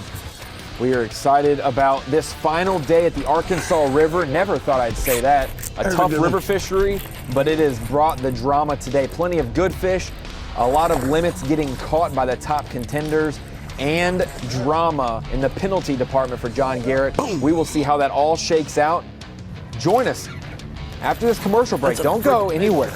I mean, maybe go up and get a sandwich or something. It's noon Central Time, 1 Eastern Time. If you haven't ate Eastern Time yet, go ahead and get you some food. Oh my gosh. Jump back in the computer or on your phone and watch this drama unfold between a college alumni looking to make the Bassmaster Classic, an Elite Series pro looking to make his second ever Classic on a home fishery for him, and we've got some local anglers like Chris Jones sneaking up, Stephen Browning, Caleb Gibson, Elite Series champion Brandon Polnick, and more. These guys are duking it out. We've seen some major river monsters with that giant river snake right there. I am not messing with that. Neither is that dead fish in its mouth either. The thing got the bite of wrath. A key culling infraction is going to hurt John Garrett, but we will see if it hinders, hampers, or hurts him when it comes time for weigh-in. We're going to be back with some more fishing action after this commercial break, but there's your unofficial top 10. John Garrett, Dale Hightower, Chris Jones, Stephen Browning, Caleb Gibson round out your top 5 on the Arkansas River. We'll be right back.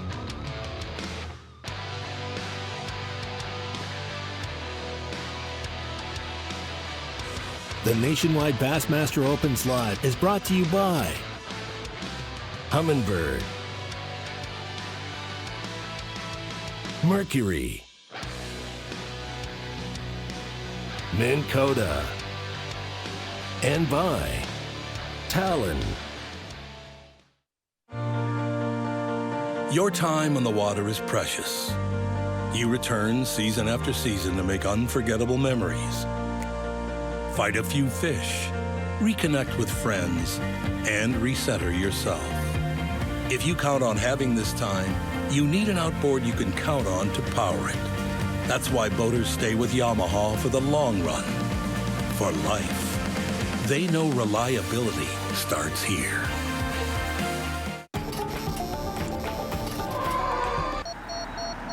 Pre-collision system, standard, on the 2020 Tacoma, so you can go from one epic playground to the next. If you want to play, you need the Tacoma.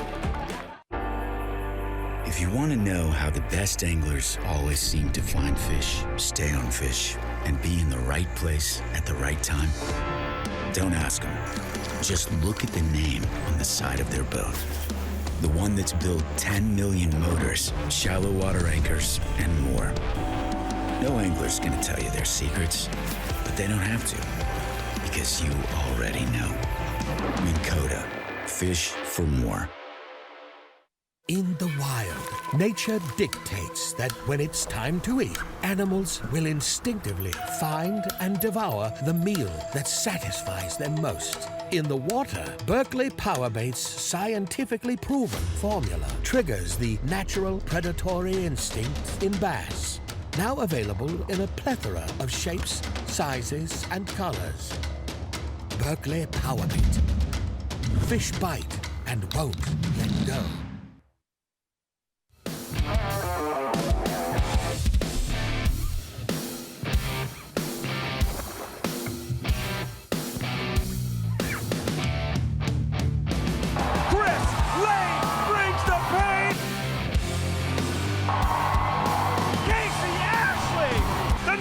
Son gets it done. Jordan Lee, back-to-back domination, unbelievable. The season is starting and it's time for you to bring it. Pit your knowledge against friends and fans everywhere in Rapala Bassmaster Fantasy Fishing. It's free and it starts by signing up. Then pick your 5-angler team for each event. Grand prize winner gets a Bass Pro Shop shopping spree, cash, and Rapala prize pack. Plus new opportunities including $4,000 worth of prizes for each individual event winner. Plus another $500 if you're a Bass member. Total value for the season is $90,000. Sign up today and start bringing it at BassmasterFantasy.com. Hey Bass members, Dale Jr. here. As an avid outdoorsman, it is great to see that Nationwide supports conservation efforts to preserve fisheries and waterways. Did you know that you can get a special discount on auto, boat insurance, and more with Nationwide? Call this number or go to nationwide.com/bass to learn more. Nationwide is on your side.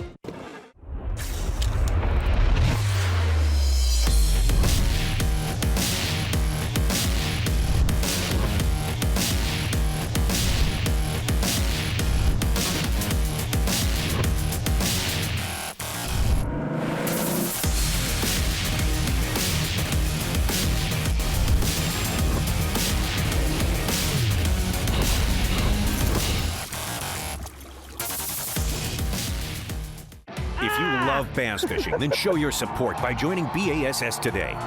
With your membership, you'll receive every issue of Bassmaster magazine, plus $50 in free gear, including a membership tackle bag, B.A.S.S cap, plus more. Click now on this video to join today. On the water, every second counts. So when there's a fish at 3 o'clock, be right on time with Mega 360 imaging. Every sweep of our newest technology offers 125 feet of absolute clarity all around your boat, so you can see fish and every detail in every direction. With a clearer picture of what's below, you can catch fish like clockwork. Mega 360 imaging, only from Humminbird. Groundbreaking designs, unsurpassed quality, and unshakable confidence. Welcome to the Ranger Z500 and Z100 series.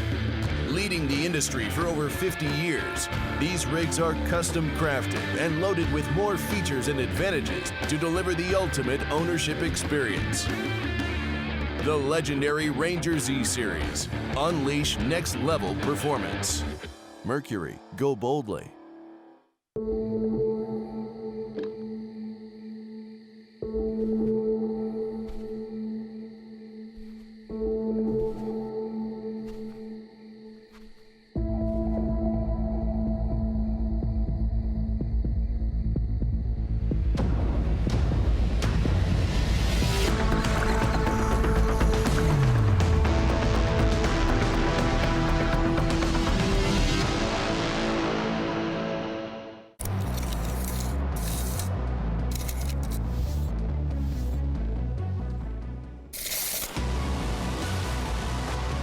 This reel allows you to cover more water, make more casts, giving you more opportunities to catch more fish. The new Revo Rocket. Abu Garcia for life. Bassmaster Sweepstakes prizes are crazy good, and you'd be crazy not to enter. Yeah, baby! Enter now to win a fishing trip with 50th Bassmaster Classic champion Hank Cherry. Trip includes airfare, rental car, hotel, and $500 cash, plus a Basscat Saber FTD with Mercury 150 Pro XS Garmin electronics, and an amazing prize pack. Total value more than $50,000. There's a 100% chance you won't win if you don't enter. Go to Bassmaster.com and up the odds in your favor. It's fast and easy, and who knows, you could win. At Mercury, we invested thousands of hours of engineering manpower so you can enjoy hours and hours of untapped horsepower. Introducing the all-new V6 Mercury Pro XS. Light, quick, efficient. Mercury, go boldly. Sign up to compete in the inaugural Hook Bassmaster B.A.S.S. Nation Kayak Series, powered by Tourney X, presented by Abu Garcia in 2020. The trail features 5 regular season events, with a championship to be held in conjunction with the 2021 Academy Sports and Outdoors Bassmaster Classic, presented by Hook. The first tournament will be at Logan Martin Lake in Bell City, Alabama on March 5th, in conjunction with the 50th Bassmaster Classic. To find out more details and to register, visit Bassmaster.com/kayak. Skeeter, is it still setting the standard? Let's see. First bass boat, first U.S. Coast Guard approved bass boat, first V-hull pad design, largest owners tournament, great fish and win program, first sponsored whole capacity concept, first production composite bass boat. Yeah, way too much for 30 seconds. And 18 consecutive CSI awards. Now we have introduced the FX Apex Series, a fully featured boat with so many standard options, leaving nothing left to desire. So yes, we are still setting the standard. Skeeter. You're watching the Nationwide Bassmaster Opens live.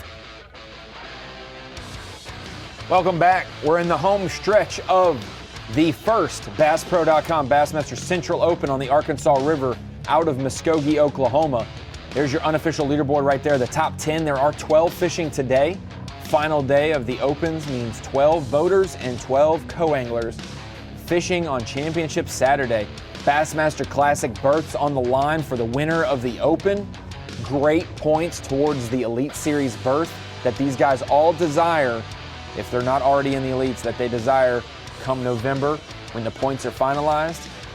Every single one of these is going to be important. And you see that roughly 2-pound gap between John Garrett and Dale Hightower.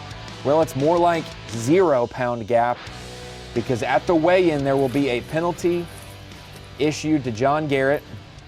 Wanted to recap this for anybody who has not been with us. That was his first keeper of the day. Finally got one. It's a 2-pound penalty if you have 6 fish and do not call and keep fishing. There's number 2. That's a freaking big one. Getting this boat, baby. Yes. Keeper number 3. That was a good one.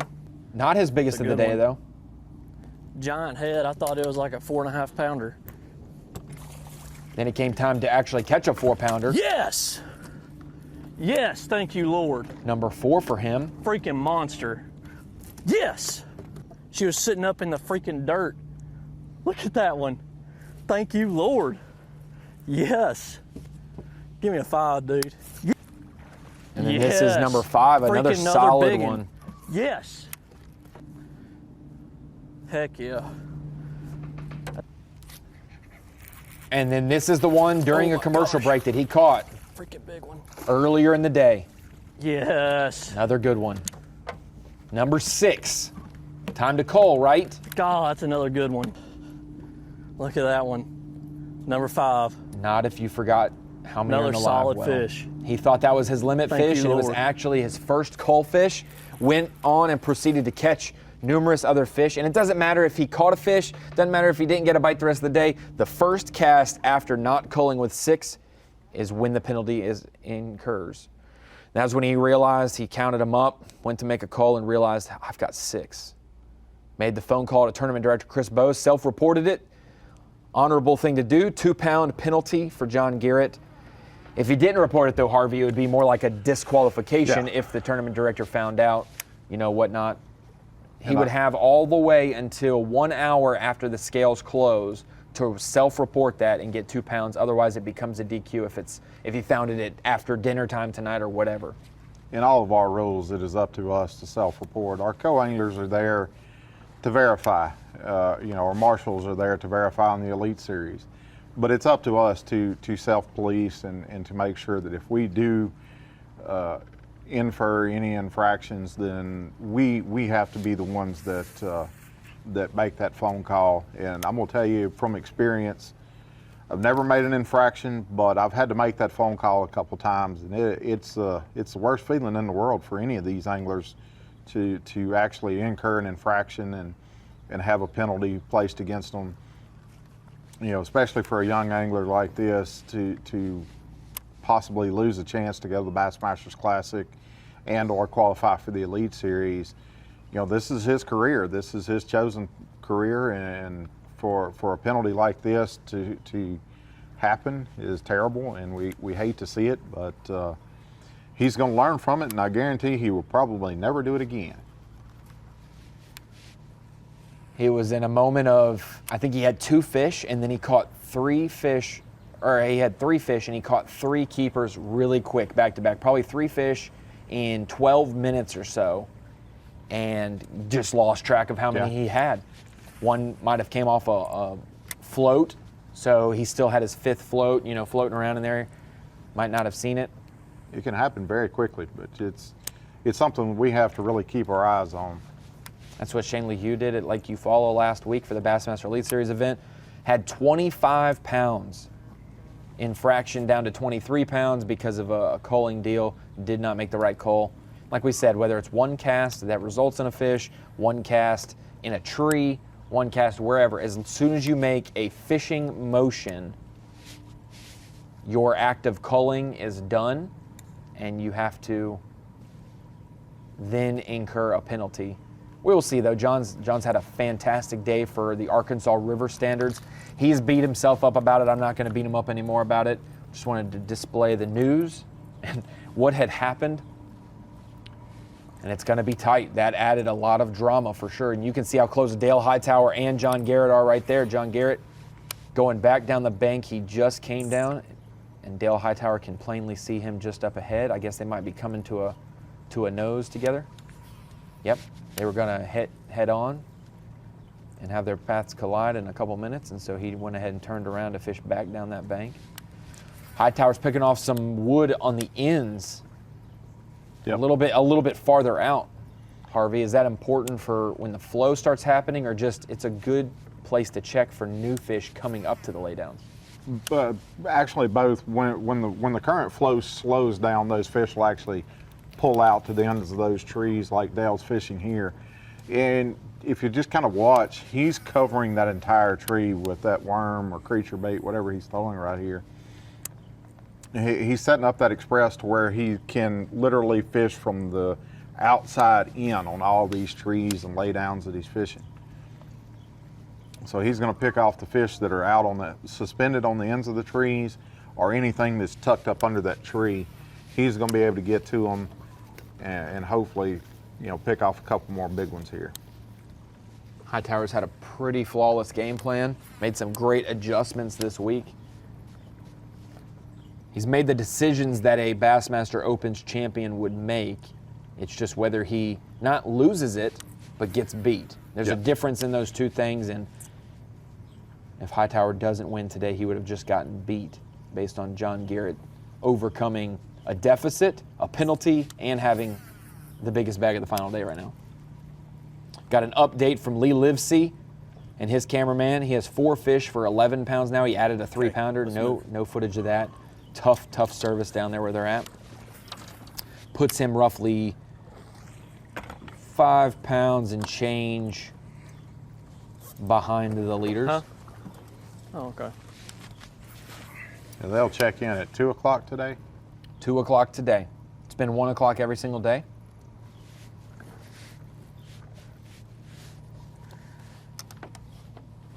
Oh.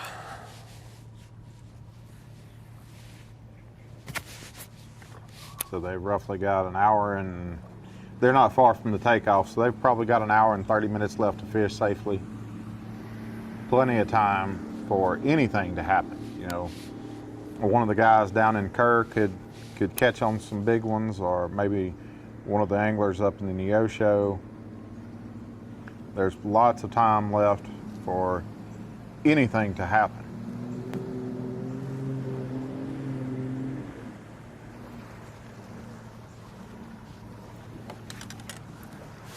Seen some movement on Bass Track.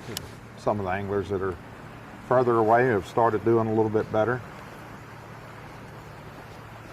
They have to check in at 2 o'clock. I think the lock closes at, let me check my documents before I misspeak. I was texted what the documents were today. Let me go find those for the lock schedule.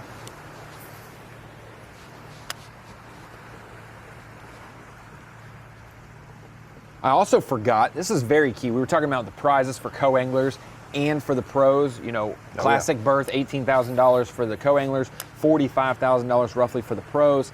They also have the Falcon Rods Angler of the Year award, not only for the pro side, but for the co side as well. The co-angler, Angler of the Year for the Central Division, paid entry to the pro side in the 2021 Opens division of your choice. Awesome. So not only will you win and have seed money, as I called it, but actually you'll get those taken care of, so that money can go towards maybe travel cost or buying a boat or whatever the co-angler wants to do. Pro Angler of the Year, combined points for all the Opens, $10,000 Angler of the Year award just for the top co-angler or the top pro angler from both divisions combined. There's roughly 50 guys and gals fishing all 8 Bassmaster Opens. Yeah, and I'm going to tell you, the level of competition in the Opens this year is probably unprecedented to any year before it, because you've got so many different changes in the tournament series this year. With all the changes, a lot of guys are trying to qualify for the Elite Series. Some of the guys are trying to re-qualify for the Elite Series. And I can tell you from experience in the first Open this year, we had a plethora of great anglers show up. We've had a lot of great anglers show up to the first Central Open this year. I was over there Wednesday. I talked to quite a few of the anglers, and they're all excited to get the season back underway. It's going to be a great year.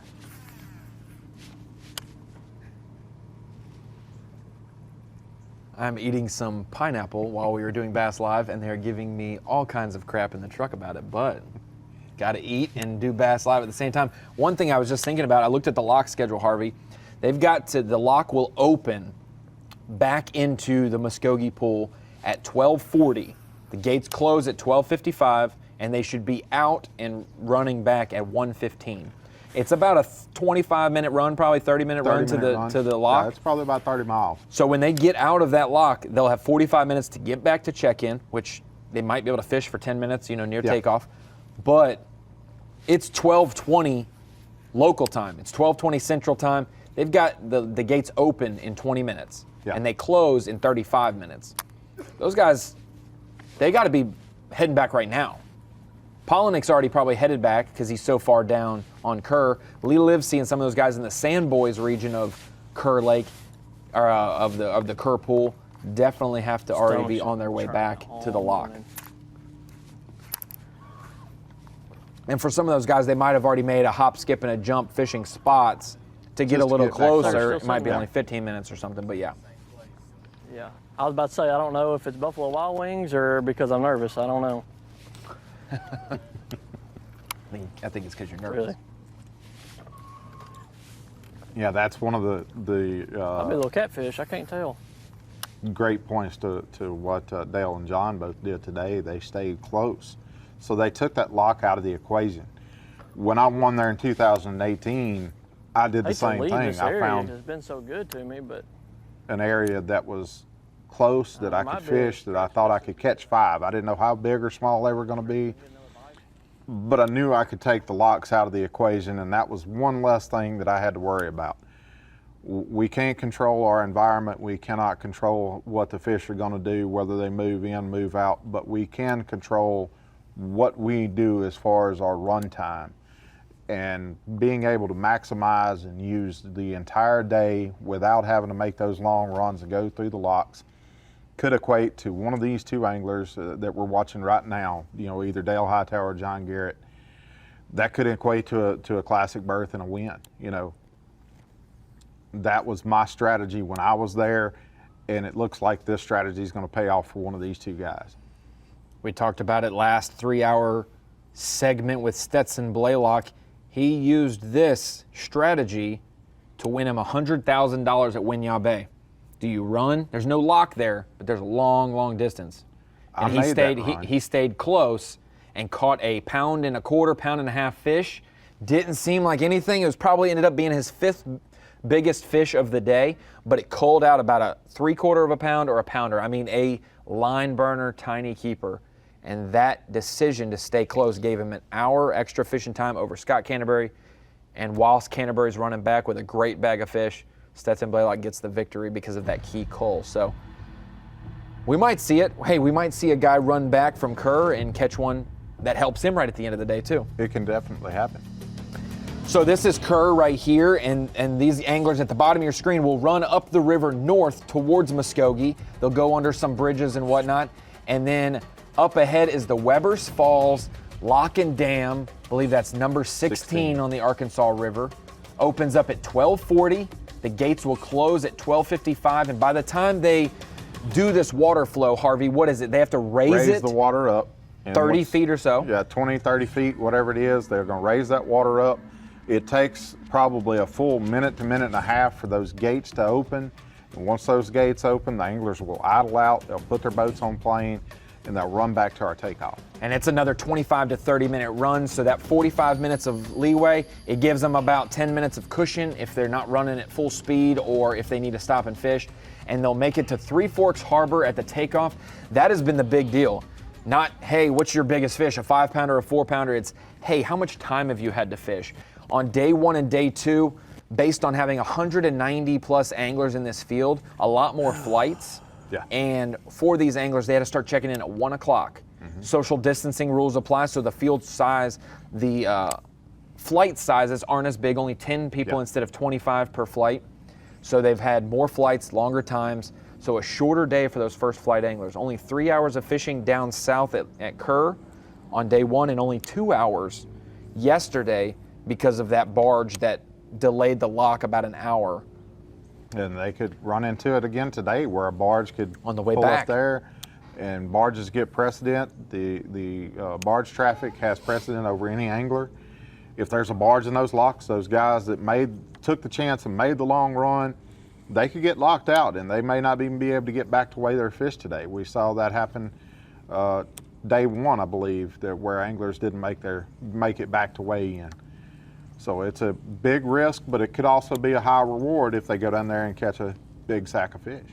And that's where a lot of anglers thought, the Jason Christies and the locals of the world were like, I've got to fish down there if I want to win. If I think that 15 plus pounds each day is what it's going to take, that's where I can do it, and that's where I have confidence in doing it, and that's why they make that run down there. But then you do have something that throws a wrench in the plan, like that barge traffic, and maybe that weight per day comes down a little bit, where Dale Hightower can catch 15 and change on day 1, and then drop down to 13, but take a lead. Yeah. And so it has skewed the weights a little bit, and now we're seeing what a full day of weights will do for anglers on this fishery, with multiple 15-pound bags, a lot of 11 to 12-pound bags at minimum. To be in the top 7 right now, you have to have a limit that goes at least 11 pounds. Lee Livesey actually only has 4 that goes 11, and he's in 4th. But he's, like I said, he's got to be coming back. Yep. If he hasn't left already, he's got to leave right now. Yep, he's got to be on his way real soon. Because you can get there. It doesn't matter if you get there at 12:40 or 12:50. Yeah. There's only 7 people that are, 7 people in this event that need to get in that lock, which holds about 120 boats or 1 barge. Yeah, it's a huge lock, and that amount of time that it takes to put that much water into it to raise those boats up, that's going to play a part in today's strategy for those anglers that went down there. For guys like Dale and John, they don't have that time wasted going through the locks. They're already there. They're going to be able to fish the entire day. That gives them extra time, and extra time equals extra cast, maybe an extra fish or 2 in the live well. And somebody mentioned this on the phone. I didn't think about this, but even the lock and dam above the takeoff, the Verdigris River, or however you say that, Verdigris. Verdigris, there it is. There's 2 R's in there. Verdigris. Okay. There you go. The Verdigris River, when they lock through there, it actually lowers the water or changes the clarity because they are changing level there. The same applies for the Muskogee and Kerr pools. It doesn't affect it nearly as much probably. It's much wider, but are they putting water in to the Muskogee pool? So it might raise that lower end? It actually makes the water move a little bit. You gotta throw back the biggest? And we see it also on Dardanelle. You could throw back the smallest still? Barge movement. So what do you got now? No, I got 2. Get on the stretch in front of me and flip all that wood. Are they loaded? That's kind Obviously. of like FC teammates 15 do right goodens. there. Just go do it. I go up there right now. What do you got right now? Since you threw that one back? 14. Well, I got 5. Yeah. But 2-pound penalty, I probably got 14. 2-pound penalty? Huh? 2-pound penalty? It's gonna cost me because he's catching them. Is he? After I started catching them right through here, he just happened to pull up too, and I just seen him start whacking them. Gosh dang, man. Something green pumpkin. Well, I appreciate it. Go on up there. Get right there. Probably need to come back up with the current down there. Does it not matter? I wouldn't, because he's down there. Oh, I didn't see him. Just get Damn, man. Get you some keepers, dude. Well, I appreciate it. Yep.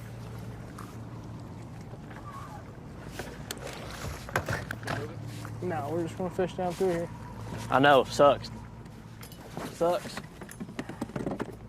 Neck and neck in the Dude, tournament. I'm That is sick for you. second and I think third. I had it now. You might still have Helping it. each other. I don't know. I've been watching them throw back goodens. Dang. Hey, I'm gonna start about halfway.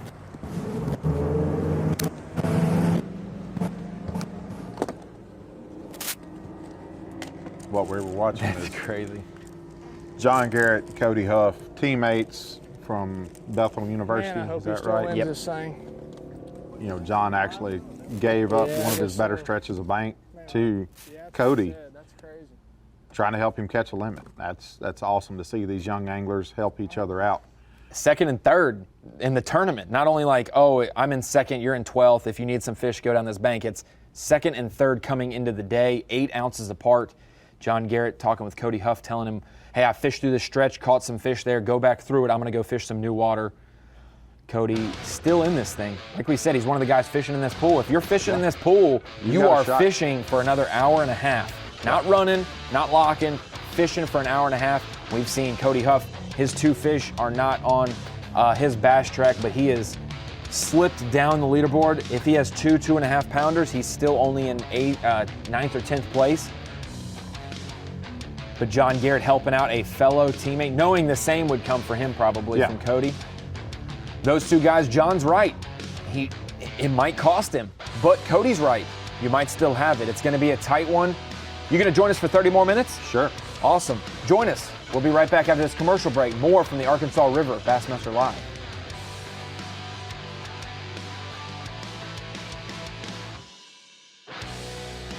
Live coverage of the Nationwide Bassmaster Opens Live will return after this short break. Your time on the water is precious. You return season after season to make unforgettable memories. Fight a few fish, reconnect with friends, and recenter yourself. If you count on having this time, you need an outboard you can count on to power it. That's why boaters stay with Yamaha for the long run, for life. They know reliability starts here.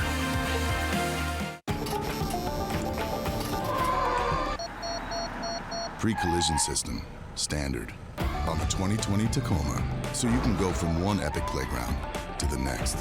If you want to play, you need a Tacoma. If you want to know how the best anglers always seem to find fish, stay on fish, and be in the right place at the right time, don't ask them. Just look at the name on the side of their boat. The one that's built 10 million motors, shallow water anchors, and more. No angler's gonna tell you their secrets, but they don't have to, because you already know. Minn Kota, fish for more. In the wild, nature dictates that when it's time to eat, animals will instinctively find and devour the meal that satisfies them most. In the water, Berkeley Powerbait's scientifically proven formula triggers the natural predatory instinct in bass. Now available in a plethora of shapes, sizes, and colors. Berkeley Powerbait.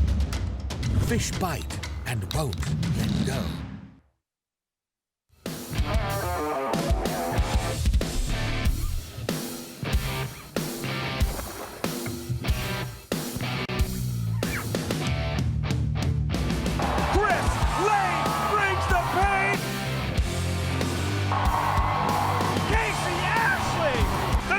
Son gets it done. Jordan Lee, back-to-back domination, unbelievable. The season is starting and it's time for you to bring it. Pit your knowledge against friends and fans everywhere in Rapala Bassmaster Fantasy Fishing. It's free and it starts by signing up. Then pick your 5-angler team for each event. Grand prize winner gets a Bass Pro Shop shopping spree, cash, and Rapala prize pack. Plus new opportunities including $4,000 worth of prizes for each individual event winner. Plus another $500 if you're a Bass member. Total value for the season is $90,000. Sign up today and start bringing it at BassmasterFantasy.com. Hey Bass members, Dale Jr. here. As an avid outdoorsman, it is great to see that Nationwide supports conservation efforts to preserve fisheries and waterways. Did you know that you can get a special discount on auto, boat insurance, and more with Nationwide?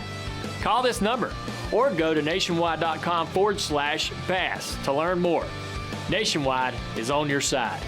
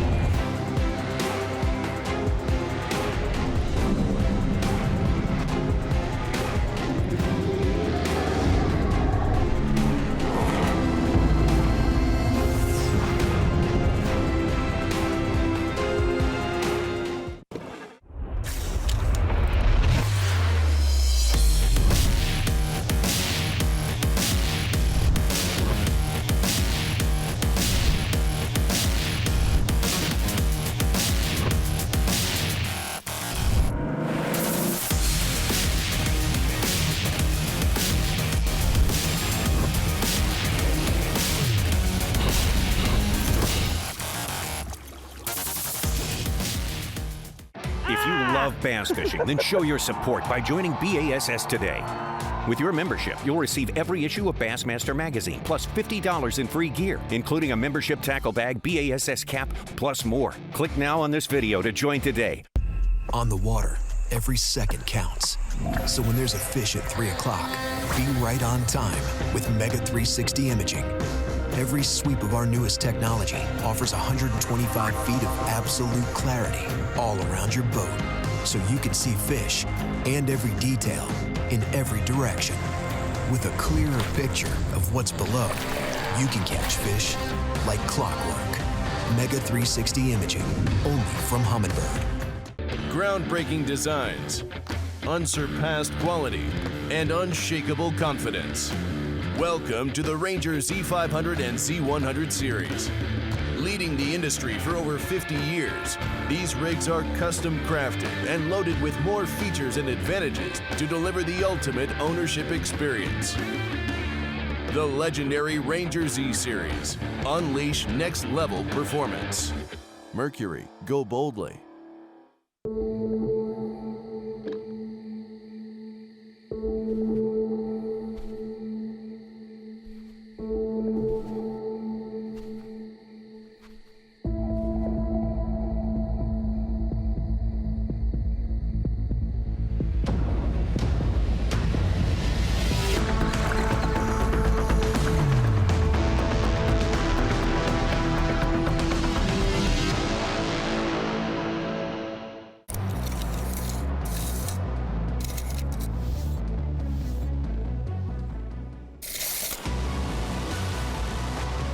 This reel allows you to cover more water, make more casts, giving you more opportunities to catch more fish.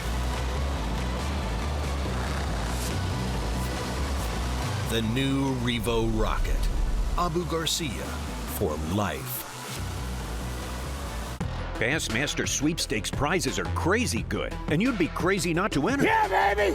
Enter now to win a fishing trip with 50th Bassmaster Classic champion Hank Cherry. Trip includes airfare, rental car, hotel, and $500 cash, plus a Basscat Saber FTD with Mercury 150 Pro XS Garmin electronics, and an amazing prize pack. Total value more than $50,000. There's a 100% chance you won't win if you don't enter. Go to Bassmaster.com and up the odds in your favor. It's fast and easy, and who knows, you could win. At Mercury, we invested thousands of hours of engineering manpower so you can enjoy hours and hours of untapped horsepower. Introducing the all-new V6 Mercury Pro XS. Light, quick, efficient. Mercury, go boldly. Sign up to compete in the inaugural Hook Bassmaster B.A.S.S. Nation Kayak Series, powered by Tourney X, presented by Abu Garcia in 2020. The trail features 5 regular season events, with a championship to be held in conjunction with the 2021 Academy Sports and Outdoors Bassmaster Classic, presented by Hook. The first tournament will be at Logan Martin Lake in Pell City, Alabama on March 5th, in conjunction with the 50th Bassmaster Classic. To find out more details and to register, visit Bassmaster.com/kayak. Skeeter, is it still setting the standard? Let's see. First Bass Boat, first U.S. Coast Guard approved Bass Boat, first V-hull pad design, largest owners tournament, great fish and win program, first sponsored whole capacity concept, first production composite bass boat. Yeah, way too much for 30 seconds. And 18 consecutive CSI awards. Now we have introduced the FX Apex Series, a fully featured boat with so many standard options, leaving nothing left to desire. So yes, we are still setting the standard. Skeeter. You're watching the Nationwide Bassmaster Opens live. We're coming down the final stretch, the home hour. Hour and 20 minutes left of fishing for the BassPro.com Bassmaster Central Opens on the Arkansas River in Muskogee, Oklahoma. This is your playing field. It's pretty vast, tough fishery to conquer. You've kind of got the last barrier. It's not actually the off limits, but time-wise, it is an off limits. Robert S. Kerr Dam, lock and dam system down there at the bottom of the Kerr Pool. You've got the Canadian River, the Illinois River. They all flow and dump into the Arkansas River. You've got the Weber's Falls Dam, number 16 right there. That is where the anglers are locking through. The gates just opened. It's 12:40. Anglers will be heading in the lock to head back to takeoff. And takeoff is right there, Three Forks Harbor in Muskogee, Oklahoma. Probably, what would you say, 45 minutes southeast of Tulsa, Oklahoma? It's probably about an hour. An hour southeast of Tulsa, Oklahoma. About 30 minutes or so from the guys once they get out of that lock to make it back to takeoff, so they'll have just a couple minutes to spare. And this is our unofficial leaderboard. There's a midday flurry. We haven't had much action since from the top 2 guys, John Garrett and Dale Hightower. Chris Jones has popped in with a solid 5-fish limit, 15 pounds. He's still a wild card. If that ends up being 18 pounds, he'll be right there in the mix of it. No doubt. Lee Livesey, 4 fish, 11 pounds. If he makes a stop in Muskogee and catches his 5th fish, he'll be right here in it. Stephen Browning, he's a closer on the Bassmaster Opens. He's got 3 Opens wins, 2 on the Red River, 1 on Ross Barnett. And this one sets up in his wheelhouse as well. Arkansas River. Caleb Gibson, local from Tahlequah, Oklahoma, just up the road, 10 Killer Lake. That's where he's located, a college alum. Brandon Polinick, Bassmaster Elite Series champion. Spike Stoker. What a name. What a name. He told me his first name. It wasn't anything as cool as Spike, but I can't remember what it was. His first ever check in the Opens happens to come in the form of a top 12. Mark Watson, Lake Fork guide. Man, he's been living with quantity, but not he's been living with quality, not quantity. Only 7 fish to make it to the final day and only has 3 more today. Then you've got Justin Margraves. He went down to Kerr as well. Doesn't have a limit, and he's in 10th. We have Cody Huff right here. Not pictured on that top 10 leaderboard, but he does have 2 fish in the live well. We just saw earlier that John Garrett actually pointed out to Cody, hey, you need to go fish this stretch of water up here. Yeah, and, you know, under normal circumstances, most anglers wouldn't be that helpful. No, not in crunch time. These are two college teammates. They fished together. They fished against each other. And to see teamwork like this is not very common in any of our, Bass Nation, the Bass Opens, or the Elite Series. It shows a sense of confidence in yourself, knowing that if you, just like the pros when they divulge secrets, you're confident that you are actually a better angler, or you are not hurting yourself by giving away a tip or a trick or info like you did. John Garrett's confident in his ability to let his buddy know exactly what he's doing and what the program is, and we're here to tell, hey, he told the truth. We watched him catch him.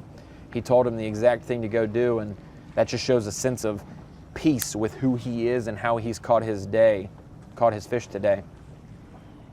Cody Huff's an ace on the water, has 2 wins, 2 big-time tournament wins this year, one from the College Series, one from the Toyota Series, both on Toledo Bend, fishing in an unusual way that for Toledo Bend. It was impressive there.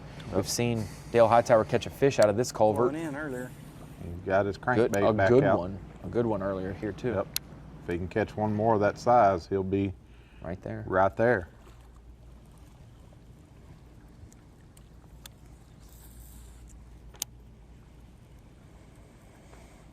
Folks ask us all the time, do those aluminum boats that we run, those X21s, get pushed around by wind or current? You can see this boat's just stock solid right there with that water flowing in. Dale's got as good of an opportunity as anybody to win this tournament. I'm a little biased because he's my teammate, my travel partner. I'd love to see him win it. Back-to-back express wins on the Arkansas River would be pretty sweet.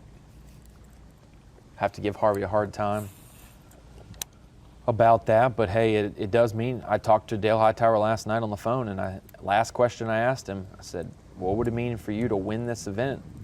Punch your ticket to the Bassmaster Classic once again. He fished and qualified from the Bass Nation years ago, fished on the Louisiana Delta out of New Orleans. For him to do it now as an Elite Series pro via an Opens win, all I heard was silence on the other line. A quick sniffle and said, man, why'd you have to ask that? It's because I just want to see your reaction. It means something to him. It means that much to every angler out there to make it to the Classic. That's our end goal for 99% of us out there. You've got some guys that want to win AOY, and that's great. I'd love to win it myself, no doubt about it. But to me, one of those wooden trophies is the greatest accomplishment that I think I could reach in my lifetime. And for somebody like Mr. Klon that's won it 4 times, it's, for sure. 16 Bassmaster wins overall. Yeah.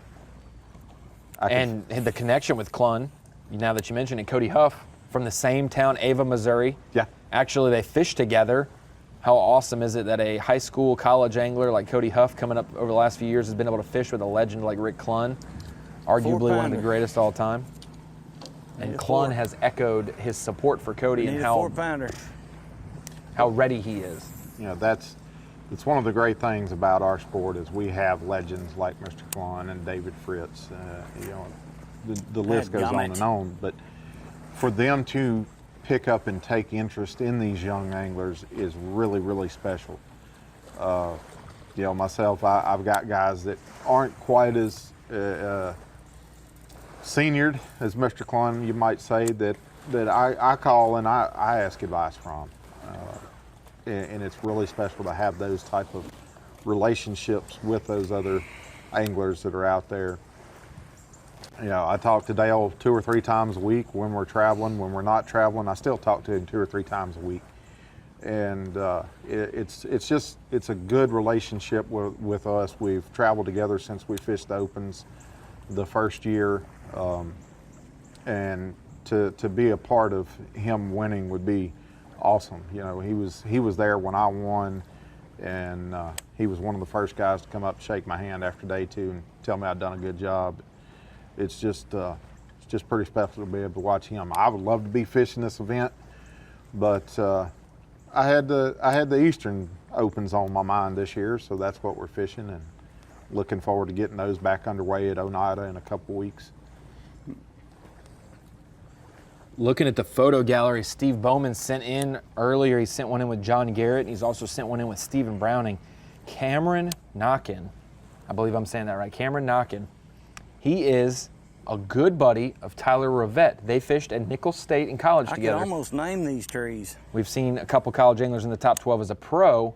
He is fishing as a co-angler and made the top 12 and has a giant from the co-angler side from the back of the boat. I think he started the day in 12th though. Well, one big fish on the co-angler side can go a really long ways on a day like today. He started the day in 11th, correct myself there. Solid fish for him in the gallery though. You know, a 4 or 5 pounder on the co-angler side could bump them all the way up to first place. Because co-angler weights were pretty tight. They are less than 4 pounds from first to 12th. It's one bite. And that looked like an all of a 4 pounder for sure. Dale Hightower on your left, Cody Huff on your right. We're watching these two anglers try to pick apart the last hour and change of this final day. They don't have to worry about running back far. They're within sight of the takeoff for the most part. But the anglers, your feet real quick if you don't care. The anglers right incur in are no longer incur probably. They're in the demilitarized neutral zone, which is the lock. Yeah, they're not in either pool yet. They're in the transition between pools. Hopefully that's where they're at, as long as they didn't get caught up by a barge or something. Notice here that the conditions have kind of gotten a little bit better for the anglers, it looks like. Oh, there's a drum. That Arkansas River system is full of those fish. It's the Arkansas River smallmouth. Hey, yeah. Arkansas River smallmouth right there. There it is. There it is. There's probably some smallmouth in here somewhere, isn't it? Dale's got another quality fish. May bump him up a couple ounces. I don't know. Fish looks like it's about a 3 pounder. Don't believe that's any help. May not helping, but it looks pretty solid to us. See, yeah, it's just short. It might be like barely a 15-incher or something. It's hard to judge some of these fish. Some have been long and lanky post-spawn. Some have been He says it doesn't stout. help him. Yeah. Maybe he's had a better day than we've seen. I don't really like being around these freaking barge top poles. I feel like they're gonna tear my boat up if I'm not careful. Yeah, there should be one right there, man.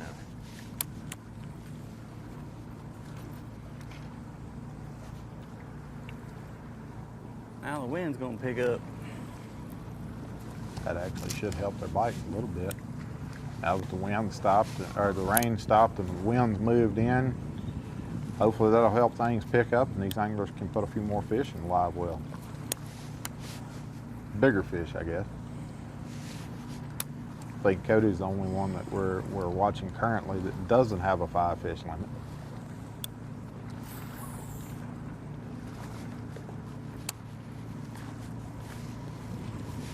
Garrett and Huff both fishing both Opens divisions in hopes of qualifying for the Elite Series.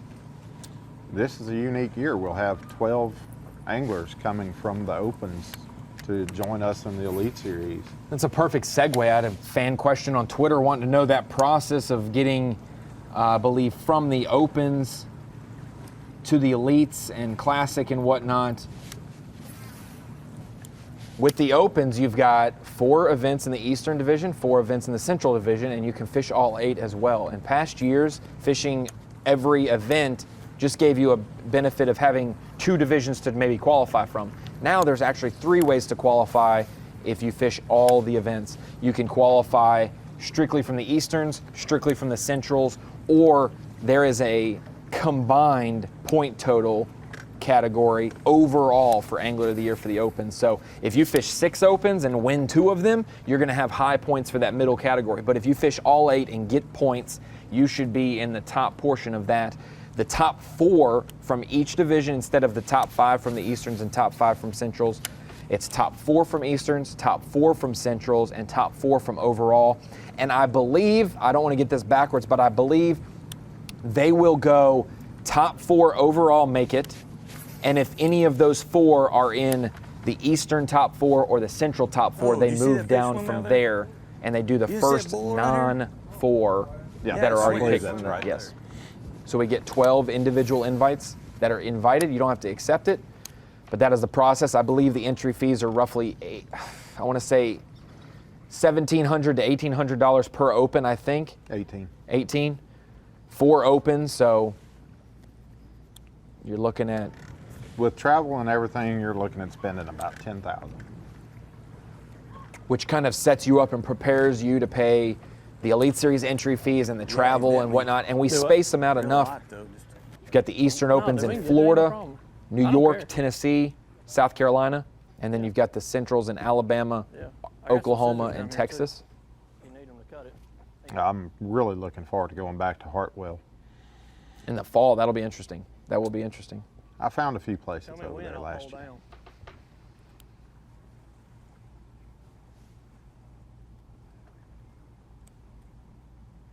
You getting close?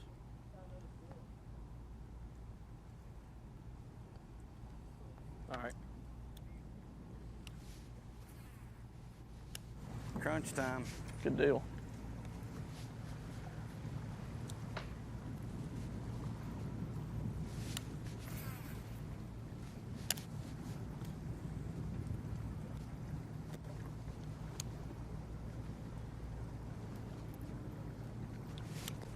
So you can see on the Arkansas River here where Dale and Cody and John are all fishing, there's tons of debris from storms, from floods, lots of trees, lots of concrete. There's all kinds of stuff in there for bass to hide around. Those bass are out there feeding on bluegill, they're feeding on crawdads. Just Bum's down there in that wood. I don't like this straight bank. a lot of things for the bass to hold to and hide around.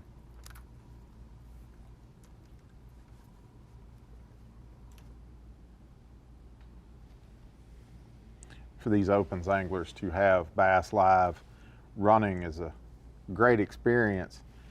I know we got to do it just for a few minutes whenever I was fishing the Arkansas River in 2018, and for us to be able to go all day on day 3 is pretty awesome. Each one of these anglers is going to get a great benefit, not only from themselves, but for all the partnerships that they have as well.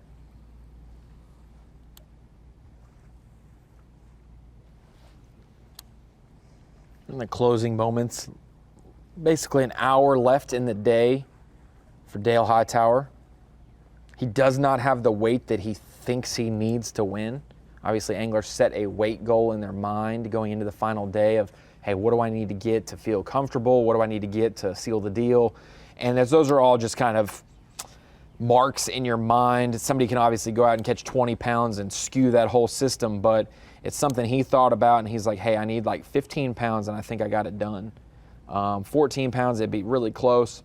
He's sitting right there on Bass Track at 11.5, but he said he probably has 12.5-ish to 13. So he's sitting there close. He definitely thinks he needs a call.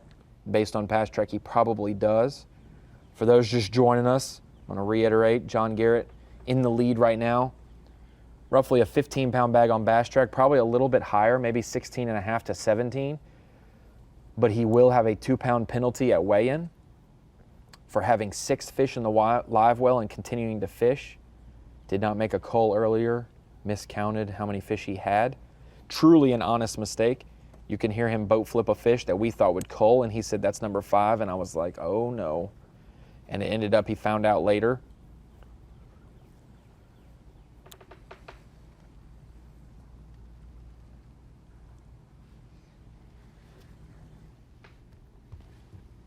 As we watch Dale Hightower out on the water, we wanted to bring it back into studio real quick. Thank Harvey Horn for joining us, bringing some nice color analysis about the Arkansas River. Harvey, obviously you're a champion here. Is this event playing out exactly like you thought it would? Pretty much. It's pretty much set up the way I figured it would. You know, I knew a lot of guys were going to be fishing the grass. I knew a lot of guys were going to be fishing the wood. I knew some of the guys were going to capitalize on those close fish, and today that's really shown itself. But you never can tell. Somebody down south could have really caught a big bag, and we just don't know about it yet. But we'll have to wait and see at the weigh-in how it plays out. We'll be able to see it at 2 o'clock for sure. Harvey, you started the Elite Series season off great, a great finish at the St. John's. Tough finish at Eufaula, but you've kind of equalized. You're in the middle of the pack for Angler of the Year. What event are you looking forward to the rest of the season? You know, there's actually a couple of them I'm really looking forward to. The St. Lawrence River, a place that I did well last year. I'm looking really forward to it, and going to Santee Cooper. We're going there in the fall, something that's unusual for us. It's going to be a great event, and I'm really looking forward to it. Well, if you guys haven't noticed the Elite Series revised schedule, we've got a couple New York swings coming up in the month of July. We have St. Clair in August, and then like you said, 2 events in October and an event in November, a cool fall twist to the Bassmaster Elite Series schedule. But enough about that. We're going to talk about the task at hand, crowning a BassPro.com Bassmaster Central Open champion from the Arkansas River. John Garrett, Dale Hightower, Chris Jones, all neck and neck.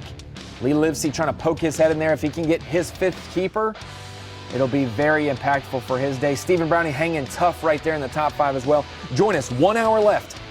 Bassmaster Live coming right up from the Bass Open.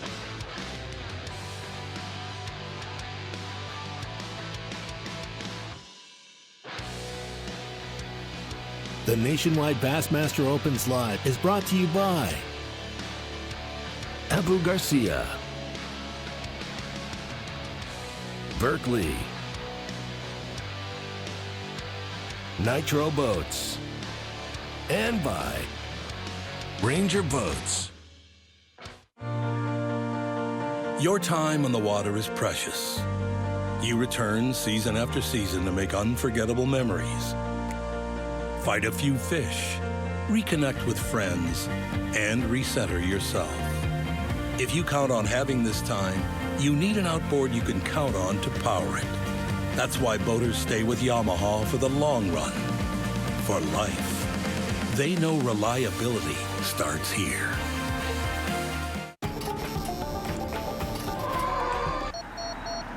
Pre-collision system, standard, on the 2020 Tacoma, so you can go from one epic playground to the next.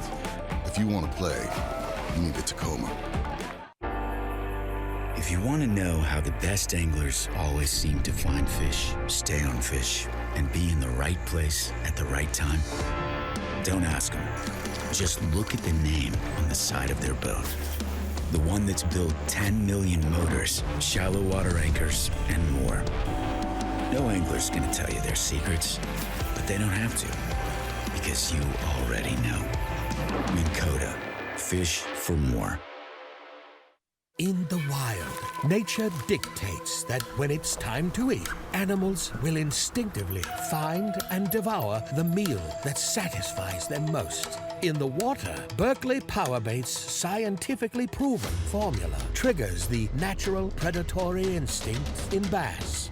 Now available in a plethora of shapes, sizes, and colors. Berkeley Powerbait. Fish bite and won't let go.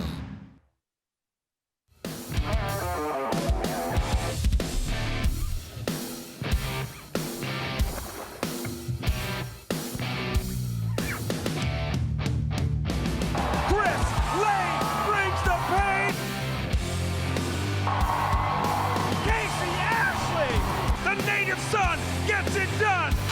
Jordan Lee, back-to-back domination, unbelievable. The season is starting and it's time for you to bring it. Pit your knowledge against friends and fans everywhere in Rapala Bassmaster Fantasy Fishing. It's free and it starts by signing up. Then pick your 5-angler team for each event. Grand prize winner gets a Bass Pro Shop shopping spree, cash, and Rapala prize pack. Plus new opportunities including $4,000 worth of prizes for each individual event winner. Plus another $500 if you're a Bass member. Total value for the season is $90,000. Sign up today and start bringing it at BassmasterFantasy.com. Hey Bass members, Dale Jr. here. As an avid outdoorsman, it is great to see that Nationwide supports conservation efforts to preserve fisheries and waterways. Did you know that you can get a special discount on auto, boat insurance, and more with Nationwide? Call this number or go to nationwide.com/bass to learn more. Nationwide is on your side.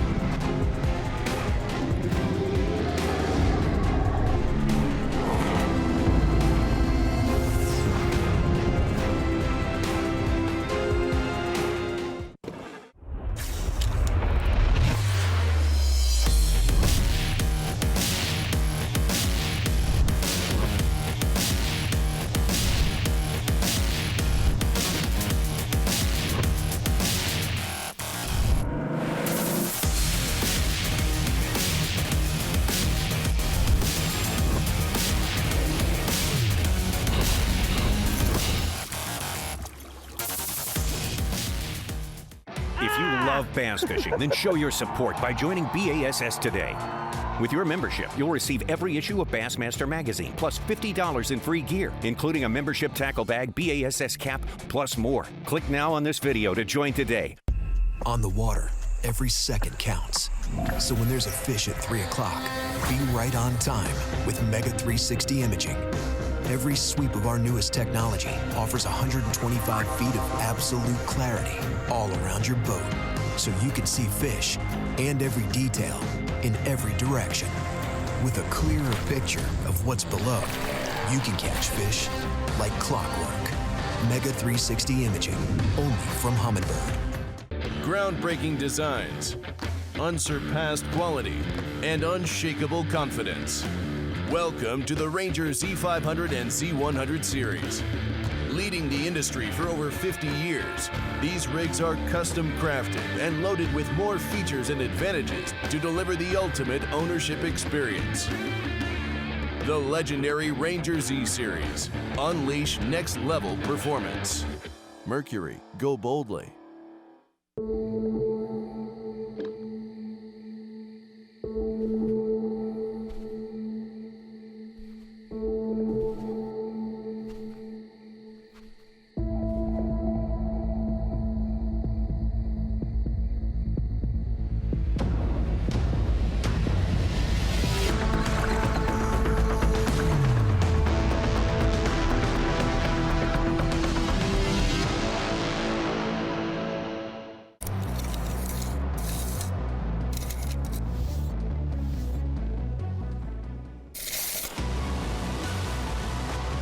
This reel allows you to cover more water, make more casts, giving you more opportunities to catch more fish.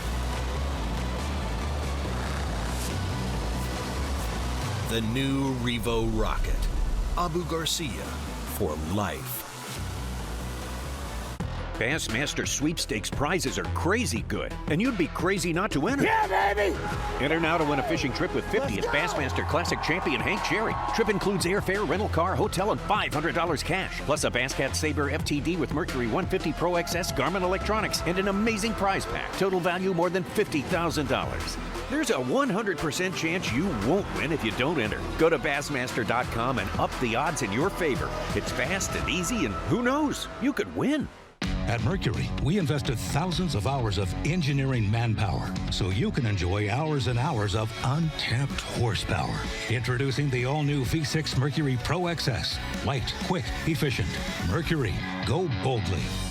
Sign up to compete in the inaugural Hook Bassmaster B.A.S.S Nation Kayak Series, powered by Tourney X, presented by Abu Garcia in 2020. The trail features 5 regular season events, with a championship to be held in conjunction with the 2021 Academy Sports and Outdoors Bassmaster Classic, presented by Hook.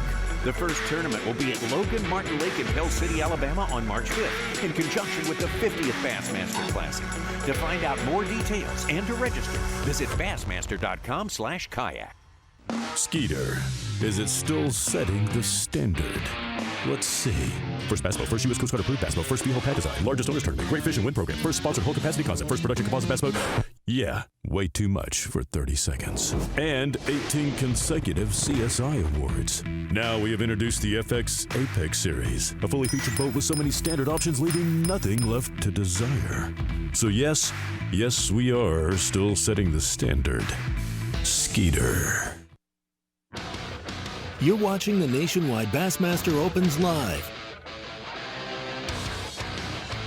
Final 30 minutes of Bassmaster Live for the BassPro.com Bassmaster Central Open on the Arkansas River. We're excited to bring this Bassmaster Live coverage today, presented by Nationwide, making it all happen. And looking at our unofficial top 10 leaderboard right now, with an hour left in their fishing day, 30 minutes left in our broadcast. John Garrett still sitting on top. No big changes. We've seen Cody Huff's fish come in on Bass Track, putting him back in the top 10 after dropping down to 11th or 12th. He is in the top 10, and everybody else is kind of settled in. For the most part, no shakeups in the leaderboards from 3rd, 4th, 6th, 7th, 8th, and 9th, because those guys are running and they're in the lock, coming through the lock, heading back to takeoff in the next couple minutes. They'll have just enough time to get back. The lock should be opening right now from the Kerr Pool into Muskogee and they'll be hightailing it 30 minutes or so to get back. We're going to go live. Biggin', dude. Out. Biggin'. To John Garrett right now. Yes! Yes! That's it, buddy. That is it. Woo!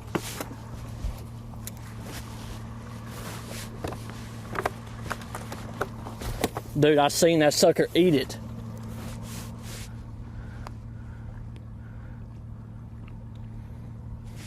Thank you, Lord. Good job. Do what? Woo!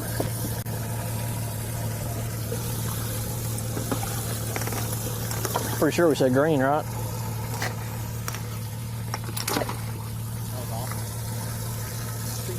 didn't figure pick it up. I just think the big Yeah. I'll take these cold tags off. I don't want them to die. Huh? That's up to you, man. These clips. For John Garrett, that cull is important because anytime you're culling in the last hour of competition, it's big. But for him, he has a deficit to overcome. Not only a 1.5 pounds in the leaderboard behind Dale Hightower to start the day, but now also a 2-pound penalty because of a culling infraction that he had earlier in the day. And man, the emotions are getting to John. He is feeling it right now. He knows that that fish was an important cull. And I know that's probably a couple ounces to his total with that cull, but it's a couple pounds off his shoulders because that mistake he thought might end up costing him. Look at that emotion. He's feeling it, and that's what happened this morning. In Bassmaster rules, when you catch your 6th fish, you have to throw one back before beginning fishing again.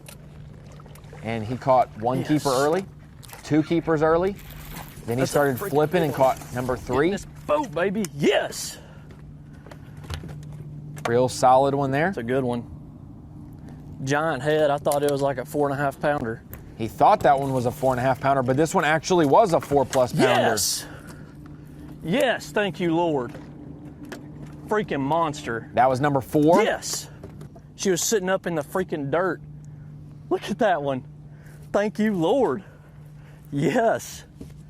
Give me a 5, dude. His biggest fish of the day was his 4th keeper. Yes. Then he caught this Freaking one very quickly afterwards. Yes. He caught keepers 3, 4, 5, and 6 back to back to back within 10, 12 minutes time.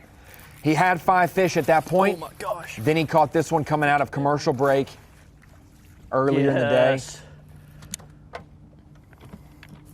Time to cull, correct? God, that's another Not good in John one. Garrett's mind. Look at that one. Number 5.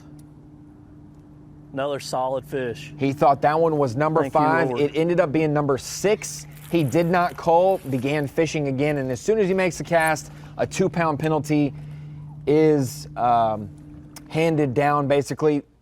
And this is kind of when he found out. A couple culls later, he realized, I have 6 fish in my live well still. Got rid of the smallest fish and realizes 2 pounds will be deducted from his weight when they drop him on the scales with Chris Bowes later today. I believe they are going to go to the Muskogee Bass Pro Shops to weigh in. I'm not sure about that. That's normally been the deal, but I don't know with COVID-19, they are not going to weigh in at the Bass Pro. I'm hearing it will still be at Three Forks Harbor. Cody Huff hooked up. Maybe keeper number 3.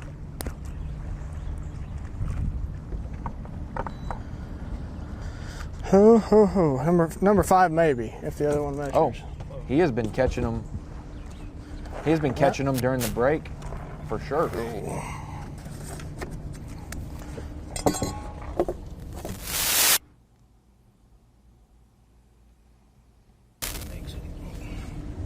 Cody Huff with a limit right there. What an awesome turn of events for him. John Garrett, his buddy, college teammate, said, hey man, you need to go flip wood on this bank. I don't know if he's on the exact bank still, but he now has a limit going from 2 fish to a limit.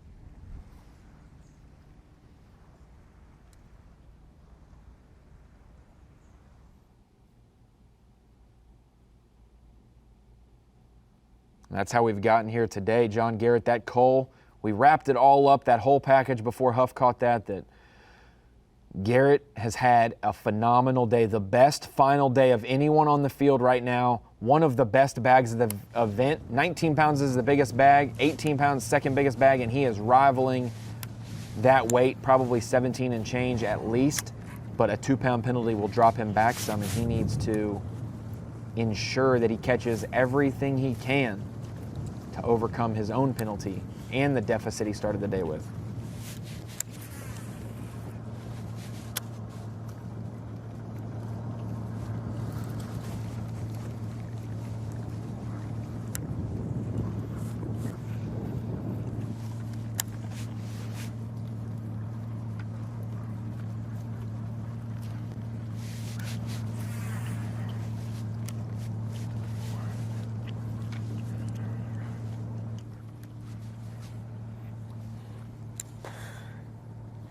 Dude, I'm straight shaking now.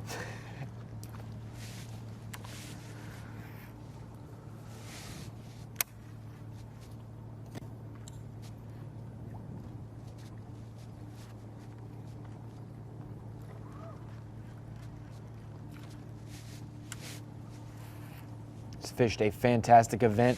If you did not know, John Garrett started the week with 15 pounds even, actually tied with Dale Hightower. Yesterday, Hightower brought in 13-1. John Garrett brought in 11 pounds, 12 ounces. Those two became number 1 and number 2 in the standings. The only thing worries me, man, I seen them chunk one of those back, and it was a freaking solid, like, over 2, you know what I mean? About 1.25 pound deficit after day 2. If he's got anything over 14, no, if he has, man, if he even has 13, he had 1 pound of change on me, I'd have to have 3.5 pounds on him.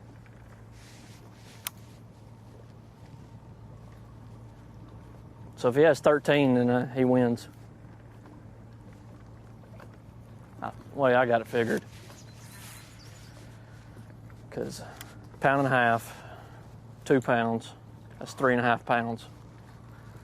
And I probably got 16. Oh yeah, dude. 13, he's gonna do it.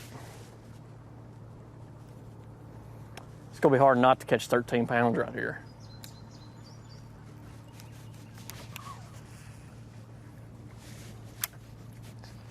That's the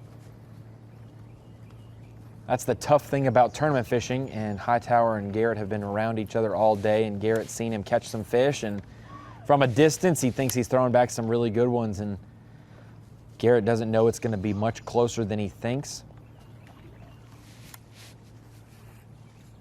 But like we were saying, Garrett's game plan came into today only 1.25 pounds behind Dale Hightower and switched it up completely. John Garrett's been down all the way in Spaniard Creek right before you get to Weber's Falls, Lock and Dam. Still in the Muskogee pool, but all the way down Let's go fish our juice one more time, buddy. Switched it up and decided to fish all the wood on the main river, not far from takeoff, and it has produced for him today.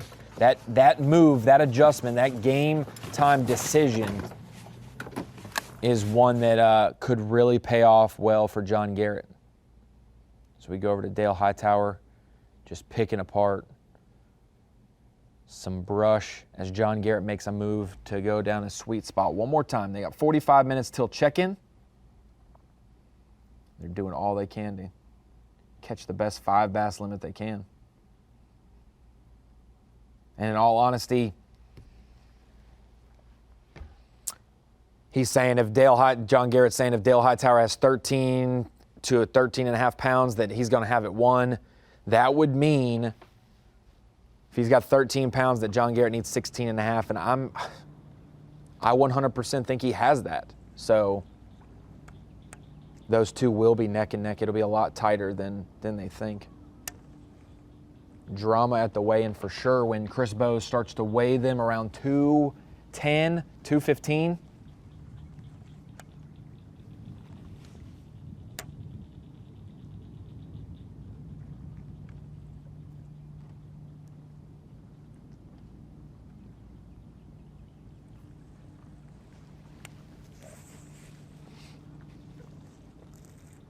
Go over Dale Hightower's resume here. from about an hour away. Manford, Oklahoma is his home lake. He has one Bassmaster Classic appearance in his career. This is his second year on the Bassmaster Lead Series, but he finished 15th at the 2011 Louisiana Delta Bassmaster Classic out of New Orleans, 15th, and he was a nation angler, qualified through the nation. If he wins today, Dale Hightower will qualify through the Opens, and he still has the chance to double qualify through the Elite Series and the points race this year. A couple different ways to qualify for the Classic, and he would have achieved a couple in the same year and numerous over his whole career. Certainly a feat. If you weren't here the last hour, I was talking to some of his similar sponsor teammate, Harvey Horn.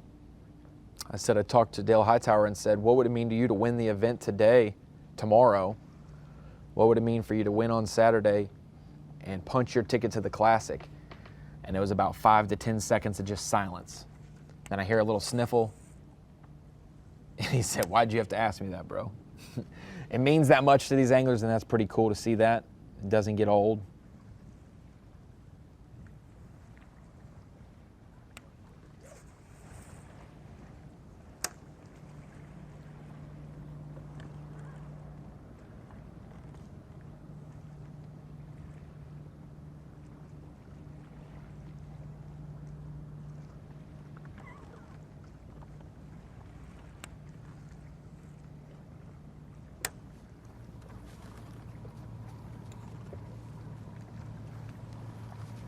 Three box here with Dale Hightower, Cody Huff, John Garrett. That limit Cody Huff had now has put him in 8th place unofficially. Been a long time coming, but he did get his limit.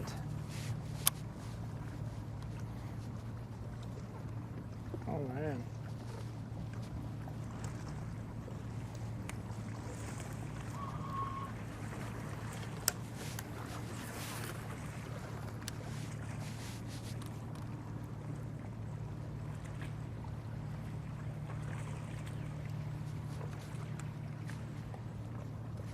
Kind of seems like she's been picked clean pretty hard, you know it?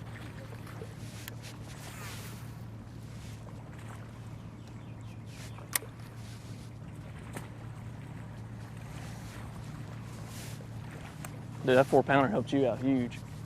That cut your gap instantly, you know it?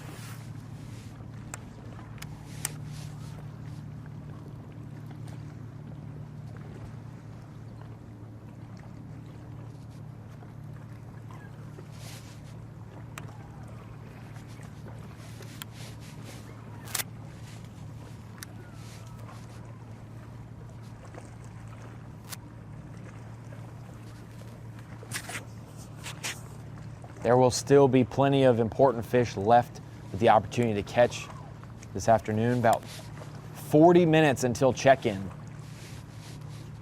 Dale Hightower, that's 40 minutes of flips that he can make.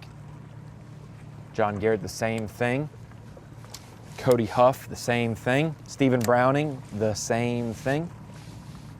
For Chris Jones, Lee Livesey, Caleb Gibson, Brandon Polinick, Spike Stoker, Justin Margraves, and Paul Browning, they are all headed back from the lock to make it up to Muskogee and Three Forks Harbor for the weigh-in. They may get a couple minutes to fish when they get back near the ramp. We will start to see them probably pop up on Dale Hightower and John Garrett and Cody Huff's cameras. Then some tough signal down in the Kerr Pool of the Arkansas River. A really interesting fishery. Super glad we were able to expose it on live. Just kind of how the strategy involved in winning one of these events. People will look at it and be like, oh, it's not that great of an event. 13, 14 pounds are really good bags there, blah, blah, blah. I want to see a heavyweight shootout. This one is more of a game of chess than checkers, because not only are the weights going to be tight because of the quality of fish in the fishery, there's so many similar fish, but also strategy involved in, do I lock? Do I stay? Maximizing my time, or fishing in a place that might have the bigger quality of fish. All of those are options, and these guys have had to balance it. And then you have other little deductions along the way, like a culling infraction or a dead fish penalty, things like that, and it gets really critical on your decision making. And for these two young anglers on the bottom of your screen, they have fished a great event. Chance to be a college angler, jumping in the opens and winning an open would be something big time. For a journeyman like Dale Hightower, fishing the nation, going through the opens, fishing the Elite Series, and then doing it close to home and having the shot to win a big time event near your home. Real quick. That would be awesome as well. Cody Let's Huff's going to move make a move.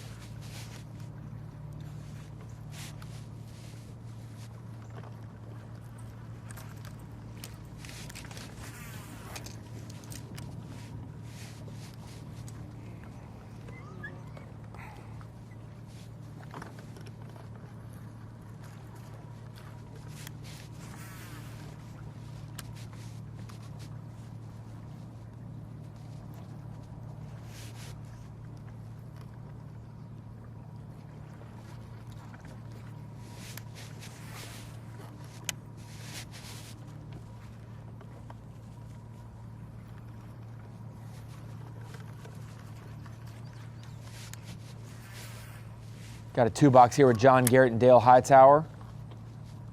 Might be having a little bit of an issue with his mic. While he reties, they might hop over there and get that sorted out, possibly. But John Garrett, that has been the name of the game. Today, anglers that locked down to Kerr had more time than they've basically had all week combined. About 3 to 4 hours on day one, 2 to 3 hours yesterday, and they had about 5 hours today at least. It's about a 30-minute run down to the lock, about a 20-minute lock process, another 30-minute run down. So they've had about 3 hours of their day ate up with running and locking. Dale Hightower with one in this brush pile. Ooh. Lost that one.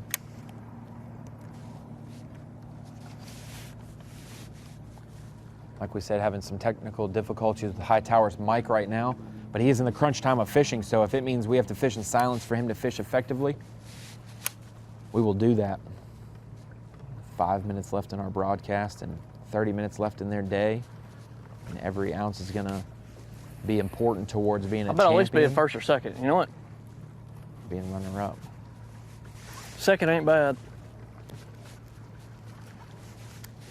John Garrett's already coming to terms if he does not win this event, trying to rationalize it in his mind. Meanwhile, his co-angler has a shot to win this event. Hopefully, with a good 3-fish limit. We both win. That'd be sick.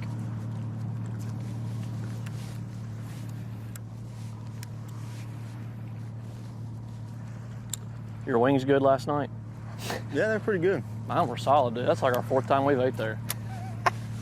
That was our second. We ate there Thursday. It's one of the better ones I've been to. Yeah. Most of the time they're just, eh.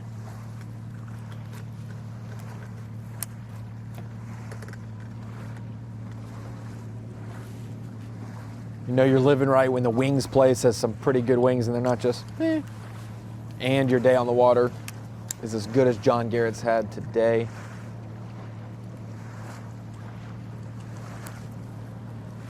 A lot on the line for the pro winner. If they fished the rest of the Central Opens, they would have punched their ticket to the Bassmaster Classic for 2021, which is at Lake Ray Roberts, Fort Worth, Texas.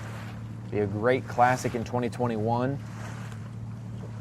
We had some great showings by Opens winners in the 2020 Classic. Gray Buck, Daryl Gleason. I know I'm forgetting some more. You're going to text me about it, but off the top of my head, I boxed myself in by throwing that stat out there, so that's fantastic. The 2021 Classic will be full of Opens winners, Elite Series pros, a college representative, and some nation qualifiers. Both of these guys, this will be their first time, Dale Hightower or John Garrett, qualifying for the Classic from the Opens. They've both qualified from the Nation and the College Series, respectively. Getting it done in the Opens, just another stamp and a resume for an angler's career. You did it against almost the best of the best. One of the hardest fields in professional bass fishing because it's littered with Bassmaster Elite Series pros. It's littered with other professional pros, littered with local anglers, and then there's a contingent of Opens pros that travel the country year in and year out, produce great finishes. You've got to compete against them. You've got college alums graduating and moving into the Opens. It is a tough cast of characters. 190 plus boats this week on the Arkansas River.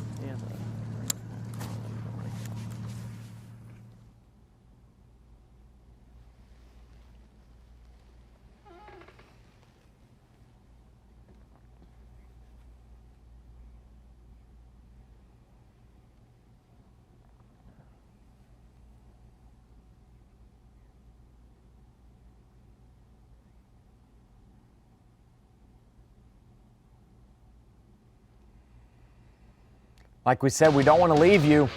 Only 2 minutes left in our broadcast here. 30 minutes left of fishing. Be glued to Bass Track. If you know what's good for you, glue yourself to Bass Track for the final 30 minutes to see if John Garrett or Dale Hightower make a big-time advancement up the leaderboard to increase their odds of winning this event. They'll check into Three Forks Harbor at 2 o'clock, and the weigh-in will start very shortly after that.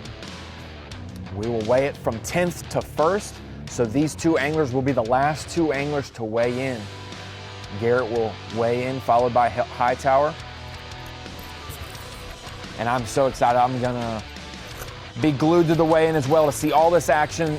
A lot of hard work is coming to fruition today for these 12 anglers. Whether they win or not, it is a great achievement to make the final day of a Bassmaster Open. It's a great program to move up step at a time from the local series to the college series to the semi-pro series and the Opens, all the way to the Elites and the Classic. That is the goal, the destination for John Garrett. He hopes it's the Classic. This will be a great day to possibly get some Elite Series points in his favor as well. 4.5 pounder. Dale Hightower, proven stuff to himself as well, that he can win on a home body of water. Oh my gosh, when all the odds are stacked she was against sitting you up most in of the time. Dirt. Look at that one. A truly remarkable story for any of these guys that pull off the win. And if someone like Chris Jones comes in from 8th place, the local pro that's won here before, if he comes up and steals it from everyone, that'll be an epic weigh-in as well. So join us there. I'll be glued in because I have no idea who's going to win this event, but it has been a great final day of the BassPro.com Bassmaster Central Open on the Arkansas River out of Muskogee, Oklahoma. Thank you to Nationwide hosting Bassmaster Live, to Muskogee for hosting the Bass Pro Shop's Bassmaster Opens, and thank you to the anglers and the fans watching online. We will see you at weigh-in. Tune in, 2 o'clock.